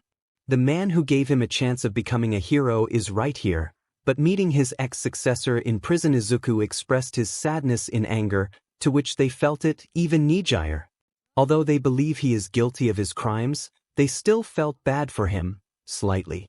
Look, if you cooperate, everything could be fine in the cooperate. You just want me to say something that fits your criteria of me having some connections with villains. I told you the truth. I have no idea what you're talking about and nothing made me join the villains. Izuku screamed, his eyes being wet were clearly visible, just like on the verge of crying. I suggest you leave, since all my answers will be the same, he exclaimed with sadness and anger in his voice. They understood they wouldn't get any answers from him, like he'd know anything. But this little meet-up with Izuku made Aizawa realize something. He wasn't faking it. I could see the sadness and tears in his eyes, he thought. The same as 2 months ago, that's right folks. Aizawa is starting to believe he's innocent. They stood up and wanted to leave, but one wanted to stay. 𝗎𝗎𝗓, we're leaving, said All Might. Let me talk with him, said 𝗎𝗎𝗓 in a serious tone. Aizawa and All Might looked at each other, thinking why she wants to do that, but then remembered they were dating. Still, Aizawa was scared that he might do something to her, but Izuku knew that they thought of it. I won't do anything to her, not like I can. All Might, he stated. The only one who understood his statement was All Might, while the others too were dumbfounded. But during the same time, All Might remembered something. After giving one for all to Izuku, he still could use the embers he had left. So he had a bad feeling that Izuku has those same embers left in him. It's not safe, he could do something. He won't. 𝗎𝗎𝗓 intervened. I know he won't. It was hard to believe, but they took her words and left them both to talk it out. You're pretty brave, you know. Izuku teased. I'm not brave, but I'm not stupid. I know if you cause a scene here it wouldn't be good for you. 𝗎𝗎𝗓 exclaimed. Her words sounded confident, but they weren't correct. Izuku was given special treatment here, plus he doesn't even stay here anymore. The only reason he won't try to hurt her is because she was his girlfriend. A loving girlfriend. So what do you want to talk about? Aizu asked politely. All this time, 𝗎𝗎𝗓 was trying to look Izuku in the eyes, but their eyesight never met, except for that 1 second. Too afraid to look me in the eye, she said. Say what you want. He replied, swinging in his chair. There was silence for a few seconds, where only Izuku's chair swinging was the only thing making sound. Finally, 𝗎𝗎𝗓 asked the question that was bothering her all this time after seeing the video. Tell me, she said, getting his attention. Did you even love me? Or just used me so no one would suspect you of being a villain? She blurted the words out. Izuku wasn't expecting such a question, nor was he ready to reply. But he knew how.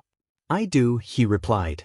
That caught her off guard. I do, as a reply she wasn't also expecting. But that made her feel something. He locked eyes with her and muttered. Look me in the eyes and try to see if I'm lying, he stated. No matter how much she looked, his eyes were filled with truth and honesty. This somewhat hurt 𝗧𝗧𝗎𝗪 in the feels. But did you love me? He said it in a somewhat angry tone. She stumbled back by his statement, her eyes getting wet, starting to get watery. He stood up and started to leave the proximity. I actually thought we were close enough so that you would be capable of realizing that the person on the video wasn't me. But that slap you gave me was enough to realize it wasn't true. She couldn't control it. Her eyes gave up and started crying like a literal car wash. Although Izuku wasn't looking at her, he knew she was crying. Even after her slap and her saying it's over, he still had some feelings for her. But that question she gave was like a trigger that forced him to make a decision. He decided to let her go, tell the others there's no point in coming here, they won't hear what they want. He closed the door on her, then leaving the area. It was hard, but he had to. After the ordeal, he was escorted back to Kokoro Mountain. Once arriving at the place, 𝗵𝗃 was already waiting at the entrance. Oliva did inform him that the meeting had started not too long ago. 𝗵𝗃 could clearly see that seeing those people changed him some bit. You okay? 𝗵𝗃 asked. Yeah, he replied softly. 𝗵𝗃 opened the metal gate and went inside with him, but not even talking one bit. Once they reached the house, he finally decided to speak. I made my decision. Izuku stated. I'll endure the hellish training months. Time flied really fast for Izuku. Well, not really, it was completely the opposite, to a point where he thought someone was deliberately slowing down time with a quirk in his presence. Most know that time feels like it's going slower while doing something you don't like. While Izuku technically didn't hate training these 5 months, the thing that made it feel like an eternity was the pain. Even the benefits of being a 𝗵𝗃 had its limits. If hell is truly a cruel place of endless suffering and pain for the damned, it would probably pale in comparison of what Izuku had to endure. He also didn't train for anything, he had a goal. More specifically, 𝗵𝗃 gave him one. You'll be ready once you can open the gate, said the red-haired boy. How long will it take? Izuku asked, pretty interested. We'll see. 𝗵𝗃 replied, cocking a determined smirk. Every Monday he'd test his strength on the gate. And after 5 months he finally succeeded. It would have probably taken a lot less longer if he only trained for physical strength. Fighting techniques and speed training are the 2 other factors were involved. Once the day came where he finally opened the steel gate, they had a feast to celebrate his success. Also, he had gained both weight and height during the PRD. Going from 5 feet 5 inches to 5 feet 11 inches, a hair off of reaching the 6 feet club, while also putting a lot of muscle mass, reaching an astounding 96 kg to 6 pounds. The green broccoli boy also got quite a few scars along the journey. But comparing the amount to 𝗵𝗃, it's like a newly recruited army soldier versus a man who served his entire life in the army, it's just implying there is no comparison. Once the feast was over, 𝗵𝗃 gave him a suggestion, more like a way to check his fighting capabilities. And the way is to fight his red-hair brother himself. Once hearing the suggestion, he wasn't scared or worried, he was surprised he can actually have a fight with him. He already knew he couldn't beat 𝗵𝗃 in a fair fight. His goal was to check how much has he improved. You sure you want to do this? 𝗵𝗃 asked in a cocky tone. Oh, you know I have to. Izuku replied confidently. 𝗵𝗃 was 5 feet 6 inches and weighs 71 kg 157 pounds. Izuku was 5 feet 11 inches and 96 kg 6 pounds. It's safe to say Izuku had the advantage in everything: size, weight, reach. Izuku had even started making fun of 𝗵𝗃 by overgrowing him in size, but quickly subdued this habit once he realized 𝗵𝗃 was one-upping his training.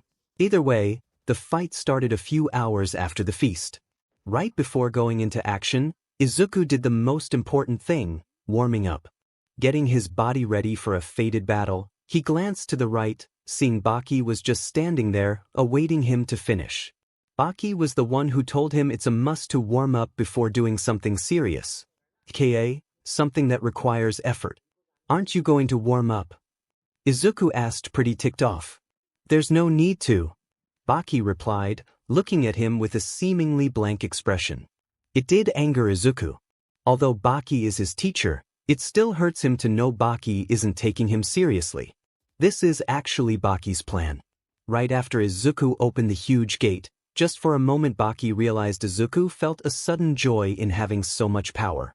Seeing Izuku react to his statement made him realize his theory was true. Izuku was a bit drunk with power. Izuku got ready, his center of mass lowers, while his arm dangles from the ground. This a fighting stance Baki taught him. While Baki himself was just eyeing Izuku, before giving him a small grin and finally going into his stance. What? Izuku exclaimed curiously. To Izuku, what Baki is doing is utter suicide. The stance has too many openings to be effective in a fight. Stop looking down on me. Izuku grunted, unleashing his speed as he dashed straight to Baki. Aizu knew Baki is definitely way faster than him, so he faked a punch, then proceeding with a straight kick to the head. It actually connected with the target, to Izuku's surprise. It was a perfect hit. Izuku added his entire weight into it, but for some reason, Baki wasn't fazed one bit. Baki backed off. Izuku proceeded to dash right back to Baki to not let him escape. But in an unexpected occurrence, he fell straight down on his head. He tried to get right back up but fell down halfway. Unknown to him why, but he was sinking deeply into unconsciousness. Just a reminder, Baki said to his barely conscious brother. Stay humble. With that, Izuku fell into sleep. Only after a few hours he finally woke up. He subconsciously looked around and noticed he's in his very own room. Baki was sitting a few feet away from him, reading a small book. What happened? Aizu asked curiously. Think, his brother said, still reading the book. Stay humble. The words Baki said to Izuku right before he passed out just resurfaced once hearing Baki speak. He understood by what he meant. He remembered how he felt once opening the steel gate. The sudden realization that with such strength he can do anything went to his head. In simple terms, he thought he's the SHT. While in fact he is, since as of now he's stronger than any you. A student. Heck, probably strong as a top hero. Yeah, it got to my head. Izuku uttered, finally understanding. Good to hear. Baki put the book down and gave him a smile. Since you can finally leave, what are you going to do? Baki asked. First things first, I need to visit my mother. Izuku stayed in contact with his mother during the past 5 months. Once he realized his mother still thought he's at you. It didn't surprise him at all. How would the media react that the prestigious you, quoted to be the best of the best hero school there is, would have actually had a villain in their midst? His old house wasn't that far, at least a 30-40 minute walk from here. But if there's anything he learned during training, it's patience. He left Kokoro Mountain and went on a stroll around the city. Luckily he wore a hoodie to hide his face. But it's not like he needs to. He wasn't exposed to the public's eye, nor does you. I know the warden let him walk free because of being a son of a very strong man. As he was about to turn a corner, not that far from his home, he unconsciously stopped in his tracks. He heard a girly voice just around the corner.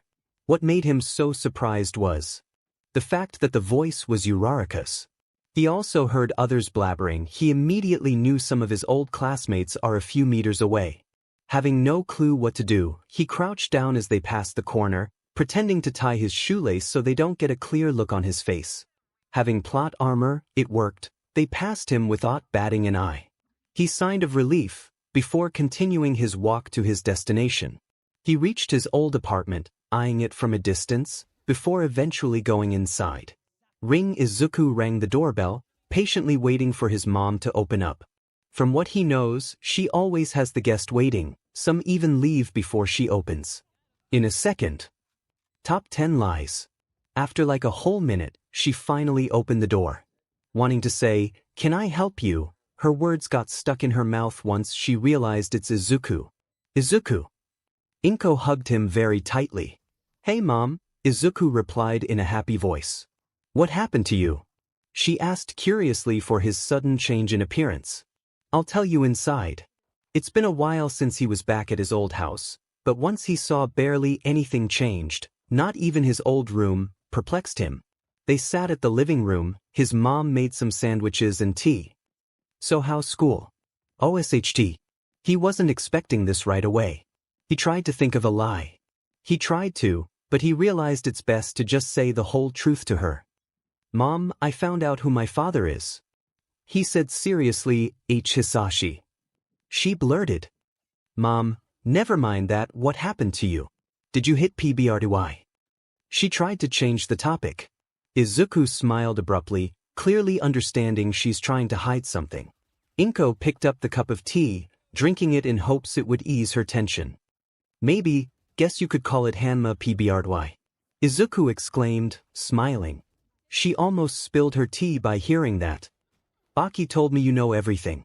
So guess you should know that this could only have happened due to negative emotions. He said in a saddened tone. She knew, she definitely knew, but couldn't believe it. Before you ask anything, I'll fill you in with what happened. Izuku stated. Without missing a beat, he explained everything. How 𝗬𝗏 cheated, how the students blamed him, how he finally fixed the whole SHT of a lie he had to go through, even finding a new girl only to be accused as a traitor and being sent to Tartarus. He didn't miss the little details as well. He explained the only reason he is out of prison is because of his father, and Baki has been training him for 5 months straight. Her heart took everything without breaking down into pieces, but her emotions couldn't. She let the tears out after hearing the whole fiasco he had to go through. Clearly, she now despised the whole school. Inko knew that it wouldn't work out with 𝗬𝗏 the moment Izuku showed up with her at home, but with 𝗎𝗏 a family would have been definitely possible. But the heartbreaking thing is Izuku being a fugitive. Granted, he looks a bit different. If he changes his hairstyle and hair color, most wouldn't recognize him. He told Inko she lives with Baki now, and also thinks it's for the best. If they somehow realize he escaped, the first place to look would presumably be his old home. No one would suspect Kokoro Mountain. After a long chat he left. He walked through the alley, contemplating about everything. Leave me alone. A girl screamed, getting Izuku's attention. He turned to his left, seeing a female, somewhere close to his age, getting picked on by 3 thugs in an alley. By their faces, Izuku knew what they intended to do with her. Their lust was quite high. The thug closest to her had a knife at his hand, while one of them had a knife as a hand. You know we like girls who try to resist. The thug said creepily. Izuku was having none of it. He knew he had to save her. He went to confront them, but he stepped on something, getting their attention. You want something? The thugs tried to scare him by pointing their knife at him. It would have worked way before, but this time, it only made him happier. Izuku's body was itching for a fight. He stepped closer, not intimidated by their threats whatsoever. I don't want nothing, just to beat your butt and that's it, Izuku said sarcastically. It hit a nerve to their leader. He ran to Izuku, his knife pointed straight at him. Izuku realized something, and that is that he's way better than he thought. It felt like an eternity before the thug actually reached him. He thought dodging a knife would also be thrilling, but it was just so slow it was astounding to him. He dodged the knife effortlessly, before countering it with a knee to the chest. Izuku underestimated everything. His speed, reaction time, and physical strength. His knee broke the ribs of the thug like it was butter. In essence, he killed the man, if he is by some miracle is still breathing, since the broken ribs definitely pierced his lungs and probably the heart. Internal bleeding will finish him off. The old Izuku would have apologized if he accidentally punched a man, let alone killed one, but he doesn't feel nothing for this man. No sympathy, nothing. The 2 others weren't safe either. Seeing their leader fall down to the ground like a dead man, they tried to hurry off the scene. Of course, Izuku didn't let them. Since even holding back, he could still kill people, he needed to aim at a part where it wouldn't cause too much damage, the jaw. He almost seemingly teleported in front of the running thugs, decking them both to the jaw, falling down before even realizing what happened. You okay? He asked the frightened girl. Stop right there. Another voice interrupted her. It was another female voice. Girls just can't get away from Izuku. He wanted to book it, since there's a chance it could have been heroes, but he froze. The voice was 𝗎𝗏 at the corner of his eye. He spotted the big trio or the big 3. They had their school clothes on, since presumably school had ended not long ago. What he did also spot was 𝗎𝗏 being different. She looked a lot more livelier than once he met her 5 months ago. Mirio and Tamaki were right behind her, having their guards up. Heck, he wouldn't mind fighting them, but he can't risk of being exposed, or even 𝗵𝗧𝗧𝗧𝗧 seeing him. Luckily, the chances of them speculating that he is Izuku is close to none. Leave the girl alone. 𝗵𝗧𝗧𝗧𝗧 blurted. Wait, you're wrong. He helped me. The bad guys are the ones on the ground. The girl finally spoke up. Hearing her words, they all dropped their guards. Izuku relaxed, knowing they won't try anything stupid. As he was about to leave the alley, the girl grabbed his shoulder gently. Thank you, she said, smiling positively. Izuku didn't know what to say, nor he could. There's a chance they would remember his voice, so he just turned his head a bit to her and nodded before leaving. He turned his head, barely enough for the girl to see some part of his face and his hair, while the big three couldn't. The girl noticed green hair, a rare hair color she hasn't seen actually. Unknown to Izuku, he was her savior. I'm back, baby. I think having saved a girl from some perverted thugs, and meeting his ex in the process, this day had ups and downs for the now very strong boy, albeit being quirkless. He finally found out where his limits stand when getting into a fight with a thug in the streets. Even when he tried to hold back, he literally killed the people, or injured them enough to be hospitalized for months. Baki did tell me we are way stronger than normal people. He held a quarter at the tip of his 3 fingers, ripping it in half like paper with barely any effort. Just what the hell is a 𝗵𝗃? 𝗵𝗧𝗧𝗧𝗧 being their signified class had ended, so he doesn't really want to stay outside, risking himself getting caught. Still, he wanted to get at least something for the day. He went into a coffee shop not far from 𝗂𝗂𝗧 Mountain. Being already 6 feet and somewhat bulky, he definitely stood out in the long line awaiting to order something. Jesus, that hood barely fits him, he must be packing muscles underneath. A woman behind Izuku spoke in a seducing voice. Bet all that his muscle is just for show and no go. The man closest to her spoke up, presumably her boyfriend.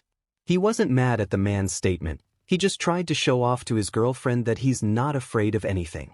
He wanted to pay no mind to them, but he got an intriguing idea in his head. Wanna test that theory?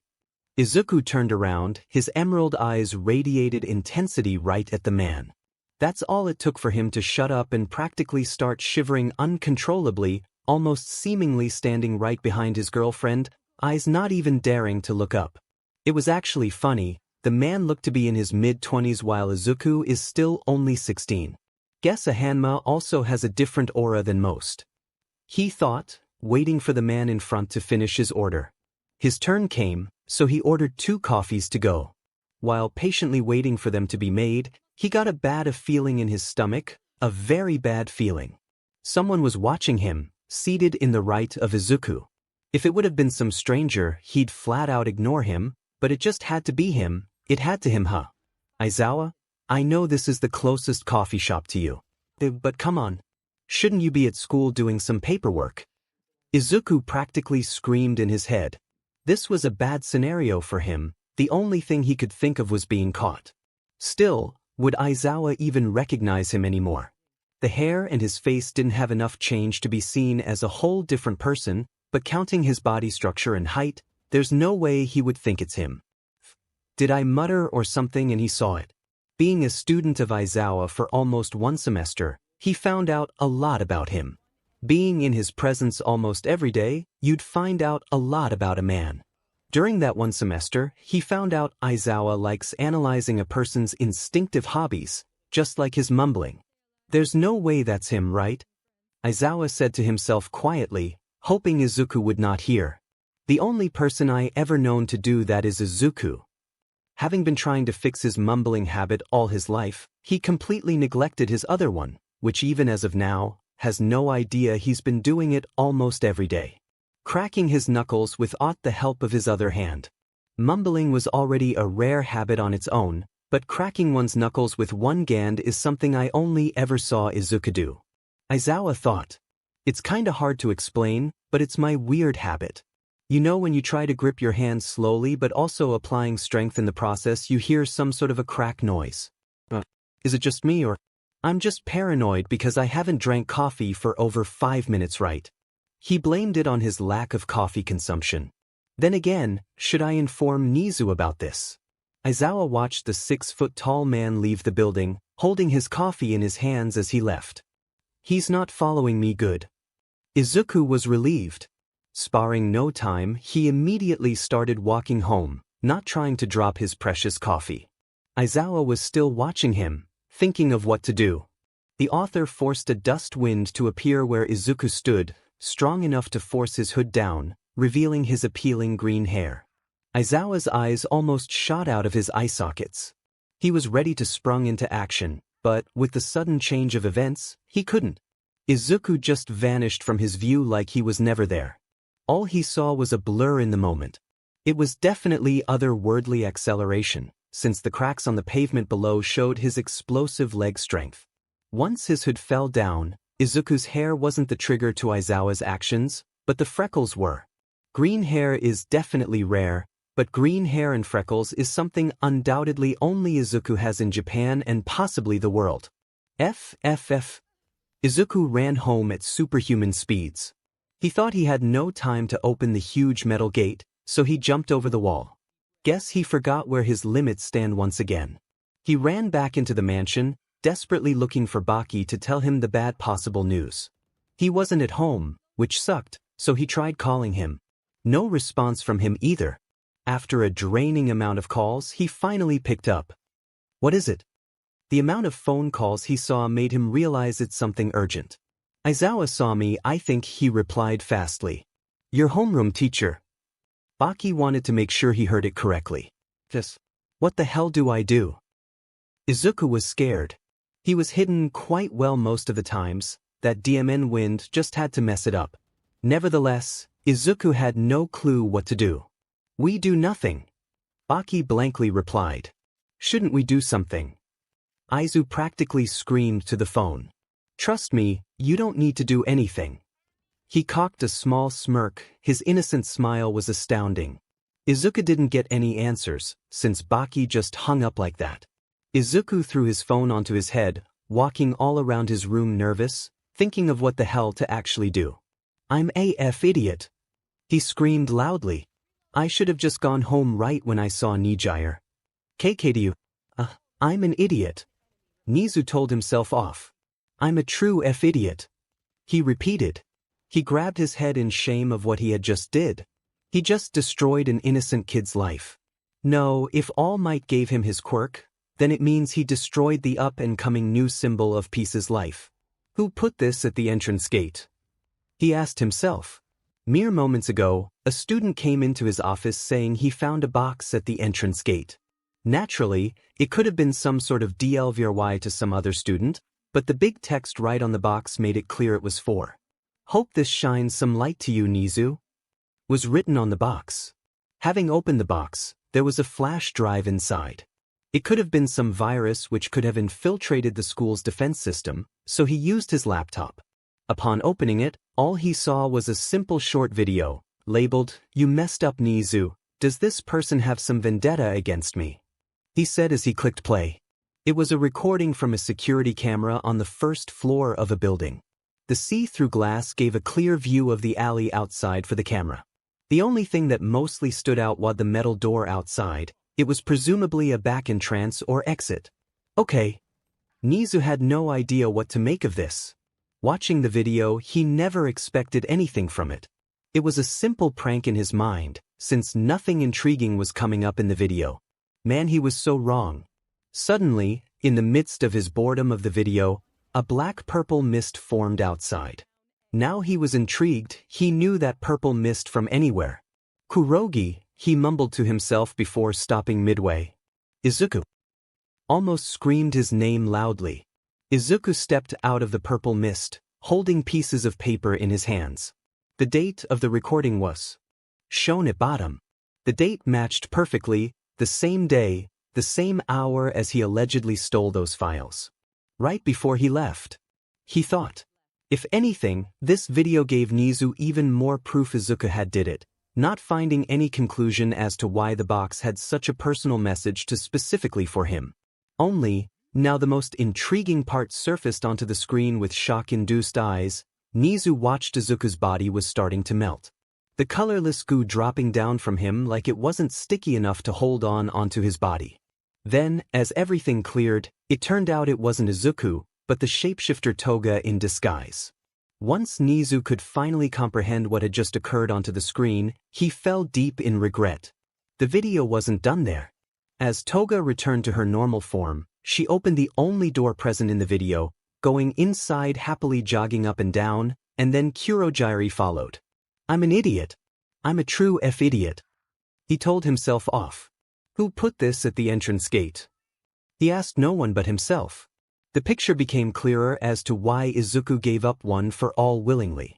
Even though, as of now, Nizu knew Izuku must have been in a huge amount stressed due to this false accusation. Izuku wasn't faking those pure, innocent smiles, and that became even more frightening for the school principal. He painstakingly understands that a simple apology isn't going to cut it, not even close. If Izuku even had a minuscule amount of hope left thinking it was some sort of cruel joke, that hope must have left his soul long ago, as it has been over 5 months till he was sent to prison. He just ended a child's career, scratch that, the future symbol of peace's career. For an animal with a quirk which made him more intelligent than even the most smartest humans, it was a huge defeat since he's not the one who found out the truth, and there's even a chance the guy who sent him the video doesn't have a quirk similar to Nizu. Yes, he was defeated by someone else in a contest of brains, but the principal knew this isn't the time to feel bad about himself. He did feel like 𝗧𝗏𝗃 because he was defeated in a game he is a 𝗵𝘃𝗲𝗏, but that begged the 𝗧𝗏𝗏 question as well. If it feels this bad to lose just once, how does it feel to lose everything at once? His quirk, his future, his girlfriend. It was actually funny since Izuku tried to hide their relationship for a bit, but Nizu figured it out right as they started dating. Still, there is a chance the video was edited, but the thought about it made Nizu feel like 𝗧𝗏𝗃 once again. "I doubt my student would ever look at the same ever again, but I'll try everything to fix it," he thought in determination. The end did catch his eye. Both 𝗬𝗪𝗧𝗏 and Toga entered inside the building parallel of where the surveillance camera was recording from. All he had to do was to narrow it down. Accounting who Nizu is, it's a piece of cake. The building where the camera was recording was a shop. Because of the counter, he narrowed it down quite fast. It was a shoe shop, a woman's shoes shop by the amount of shoes residing inside. It wouldn't take long when he pinpoints where the camera actually is. He still had a question: who was the man who gave him the surveillance video? Izuku's imprisonment wasn't released to the public's eye, for safety reasons. It might have been one of the students, but the box was put right next to the entrance gate, so he dismissed that theory. It must have been someone with some connections. After all, how did he find this video? Nizu gave his thoughts out. It was definitely a man with connections, a lot of connections. You could call it the benefits of being a billionaire. "What should we do? I'm bored." Himiko Toga squealed in the barely lit room bar. "Quiet down." Shigaraki hissed. The villain's hideout, or even if you could call it that, it was just a bar. 𝗬𝗪𝗧𝗏, Shigaraki, Twice, Dabi, Spinner, Mr. Compress and Magna. Everyone was present in the scene.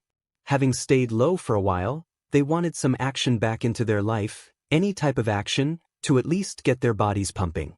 "But I'm really bored," forcibly stopped in mid-wording. A huge gust of wind blew right into her. The force was huge, being strong enough to push her back a few feet. In fact, every one of them were pushed back slyly. They had to take a second to comprehend what just happened, but it was too late. All Might crashed their party, showing his taunting presence to all of them. But unluckily for the villains, he did not come alone. Kamui Woods appeared right from behind All Might, ready to test his new move on the bunch of evildoers. "Chain prison. Some time back found ya," Nizu exclaimed in joy. The white mini bear finally succeeded in pinpointing the area where the recording originated from. It came to a shock that it was in fact very close to you. For personal knowledge, it was a few blocks from Kokoro Mountain. After this, all that's left is to let Izuku free. Without a doubt, the hardest part will be meeting him again. I just hope he hasn't changed that much. That had to be Izuku. Aizawa thought to himself. But his body structure and height were completely different from before. For a measly 5 months, such a change wasn't seen as being possible for Aizawa. But who else could that be? The green hair and the freckles, not to mention him cracking his hand like that. He thought, it's definitely him. What he saw, undoubtedly he knew it was him. But also that raised some questions for the man. There's 19 months left till Izuku would be set free. He thought at first that he got out because of good behavior, but the prison he was sent into doesn't follow those kind of rules. Did he escape? That was the only possible solution he could come up with. But it was stated even All Might couldn't escape the prison, even without quirk canceling cuffs. And his solution was quickly brushed off. The thought of the warden simply letting him go didn't pop up, since, is there a reason he would be let go like that? Even if someone is proven innocent, they are still to be seated in there until further notice. Then his phone started ringing. The person who has his number is 𝗍𝗬, only 𝗍𝗬, so he knew who called. Perfect timing couldn't be any better. Maybe he did escape. After all, Izuku is smart. He could ask 𝗍𝗬 to inform Tartarus about Izuku, to ask them if he had left. Luckily, there was doubt in his mind. The last time they met was 5 months ago, and how they met and how he reacted to them was astounding. The sadness in Izuku's eyes wasn't fake that day. He was truly emotionally distressed. He has no idea as of now if Izuku truly is innocent or not. He doesn't know if it is right or wrong to inform 𝗍𝗬 about the boy. Hello. Aizawa picked up. Took you long enough. 𝗍𝗬 hates people who pick up on the last second. What is it? Aizawa asked. I just got a lead on where the League of Villains reside, and will need you if things take a turn for the worse. 𝗍𝗬 replied. All right. He replied quietly. 𝗍𝗬, I have to tell you something important. Aizawa decided it's right to inform about him. Tell me after we raid them, since I also have a surprise for you at the end. 𝗍𝗬 cocked a smile, but it's not like Aizawa could see it, they were on the phone, goddammit. He agreed to tell him after the raid, since actually he still had doubts of informing about Izuku. Maybe after the raid he'll have the mentality to say it. And also, he has to be ready, raids can easily go wrong and few deaths might happen.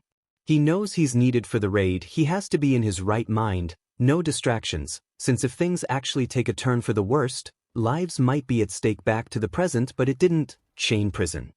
Ready to test his move, he sprouted out his wood tentacles, engulfing every single member in its tight grip, immobilizing all of them. All Might. The entire League of Villains gasped in disbelief. They weren't ready for anything like this to happen. Nice going, 𝗵𝗃. Without you, we'd have more trouble. He did his signature laugh. I'm just happy to help. 𝗵𝗃 humbly replied. How the hell did you find us? We stayed low for months. Shigaraki asked, pretty pissed off. Well, we have 𝗍𝗬 to thank for. His skills let us pinpoint your location. All Might said, signaling the others below that it's a mission success. It was a gamble to raid them at such time where the sun is still at its brightest, but luckily everything worked out just fine. Actually, the others below felt a little disappointed. They just raided the League of Villains, yet nothing interesting occurred. But it didn't matter, they captured one of the most feared group of villains in Japan, all in a day's work. Lifting every League of Villains member, 𝗵𝗃 gently let them down below for the others to take care of. He did not let go them of his grasp, since a massacre might happen if he did. Quirk-canceling cuffs exist, and they worked like a charm on the 𝗧𝗪𝗎s. Most would think it's unfair, but it's not. They're villains for God's sake. This is unfair. Unfair, unfair, unfair. Shigaraki preached. Life is unfair, take this as a lesson. 𝗍𝗬 commented. He noticed 𝗍𝗬 hearing from All Might that he's the one who planned all of this. Having all the pent-up rage inside, he cursed 𝗍𝗬 for everything. UF midget, once I get out I'll kill you. He ratted hard. Like you'll have a chance, handyman. Triggering Shigaraki, all of the League of Villains were escorted into a truck to be sent to prison for good, all except one.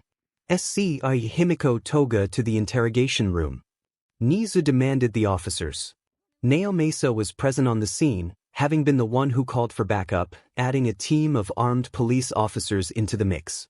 He heard 𝗍𝗬 call Toga to the interrogation room, and a lot clicked in his mind. Wait, don't tell me, he got forcibly cut off by 𝗍𝗬. I know what you're thinking, and yes, that is the reason. 𝗍𝗬 answered. Oh, I'm getting special treatment. Is it because I'm a girl? Toga jokingly asked 𝗍𝗬. Believe it that way. Back to 𝗧𝗵𝗵𝗲 lying down on his bed, having his hands placed on his face, he was scared at what's to come. As of now, he wasn't in his right mind. The stress was killing him. He still has no idea if Izuku actually noticed it was him or not. What was that noise? While deep in thought, he heard something faint in the distance. He heard it. He heard All Might's devastating wall-breaking punch, even from such a huge distance. But it was faint, so faint he couldn't make it out what it was. He didn't care at all of what he heard, immediately going back to his existential crisis. Toga's interrogation, "Can you still keep that form?" Nizu worryingly asked for All Might. "After getting my quirk back from the villain, I've never been better. My time limit also increased exponentially." Those words were enough to relieve Nizu, but also hurt him at the same time. "Yeah," Nizu muttered under his breath. "But why do you need me to accompany you?" All Might had zero clue as to why. "You'll see," he said as he opened a door, both of them heading inside. Inside was 𝗧𝗵𝗲𝗧𝗔, Izuku, and of course, the main dish, Toga, hands handcuffed to the metal table for safety reasons. 𝗧𝗵𝗲𝗧𝗔 was the only one who knew why she was being interrogated, but the two others were clueless, although Toga was Oswell. Luckily, this is the moment that will shine some light into everyone. Having a laptop in his hands, he placed it on the metal table. Izuku and All Might were clueless as ever. "What do you want from me?" Toga hissed, uninterested. "First, let's start with this. The amount of crimes the League of Villains committed is enough to send you all to life in prison, no chance of parole." Nizu commented. "Kinda expected that." She frowned, visible sadness in her eyes, but it's not like they could see it. She bowed her head down. "But you're in a special position actually," Nizu said, making All Might and Izuku wondering why. "Although you are a member of the group, you haven't been reported to have killed anyone, mostly only knocking out civilians and taking some of their BLD, Nizu added.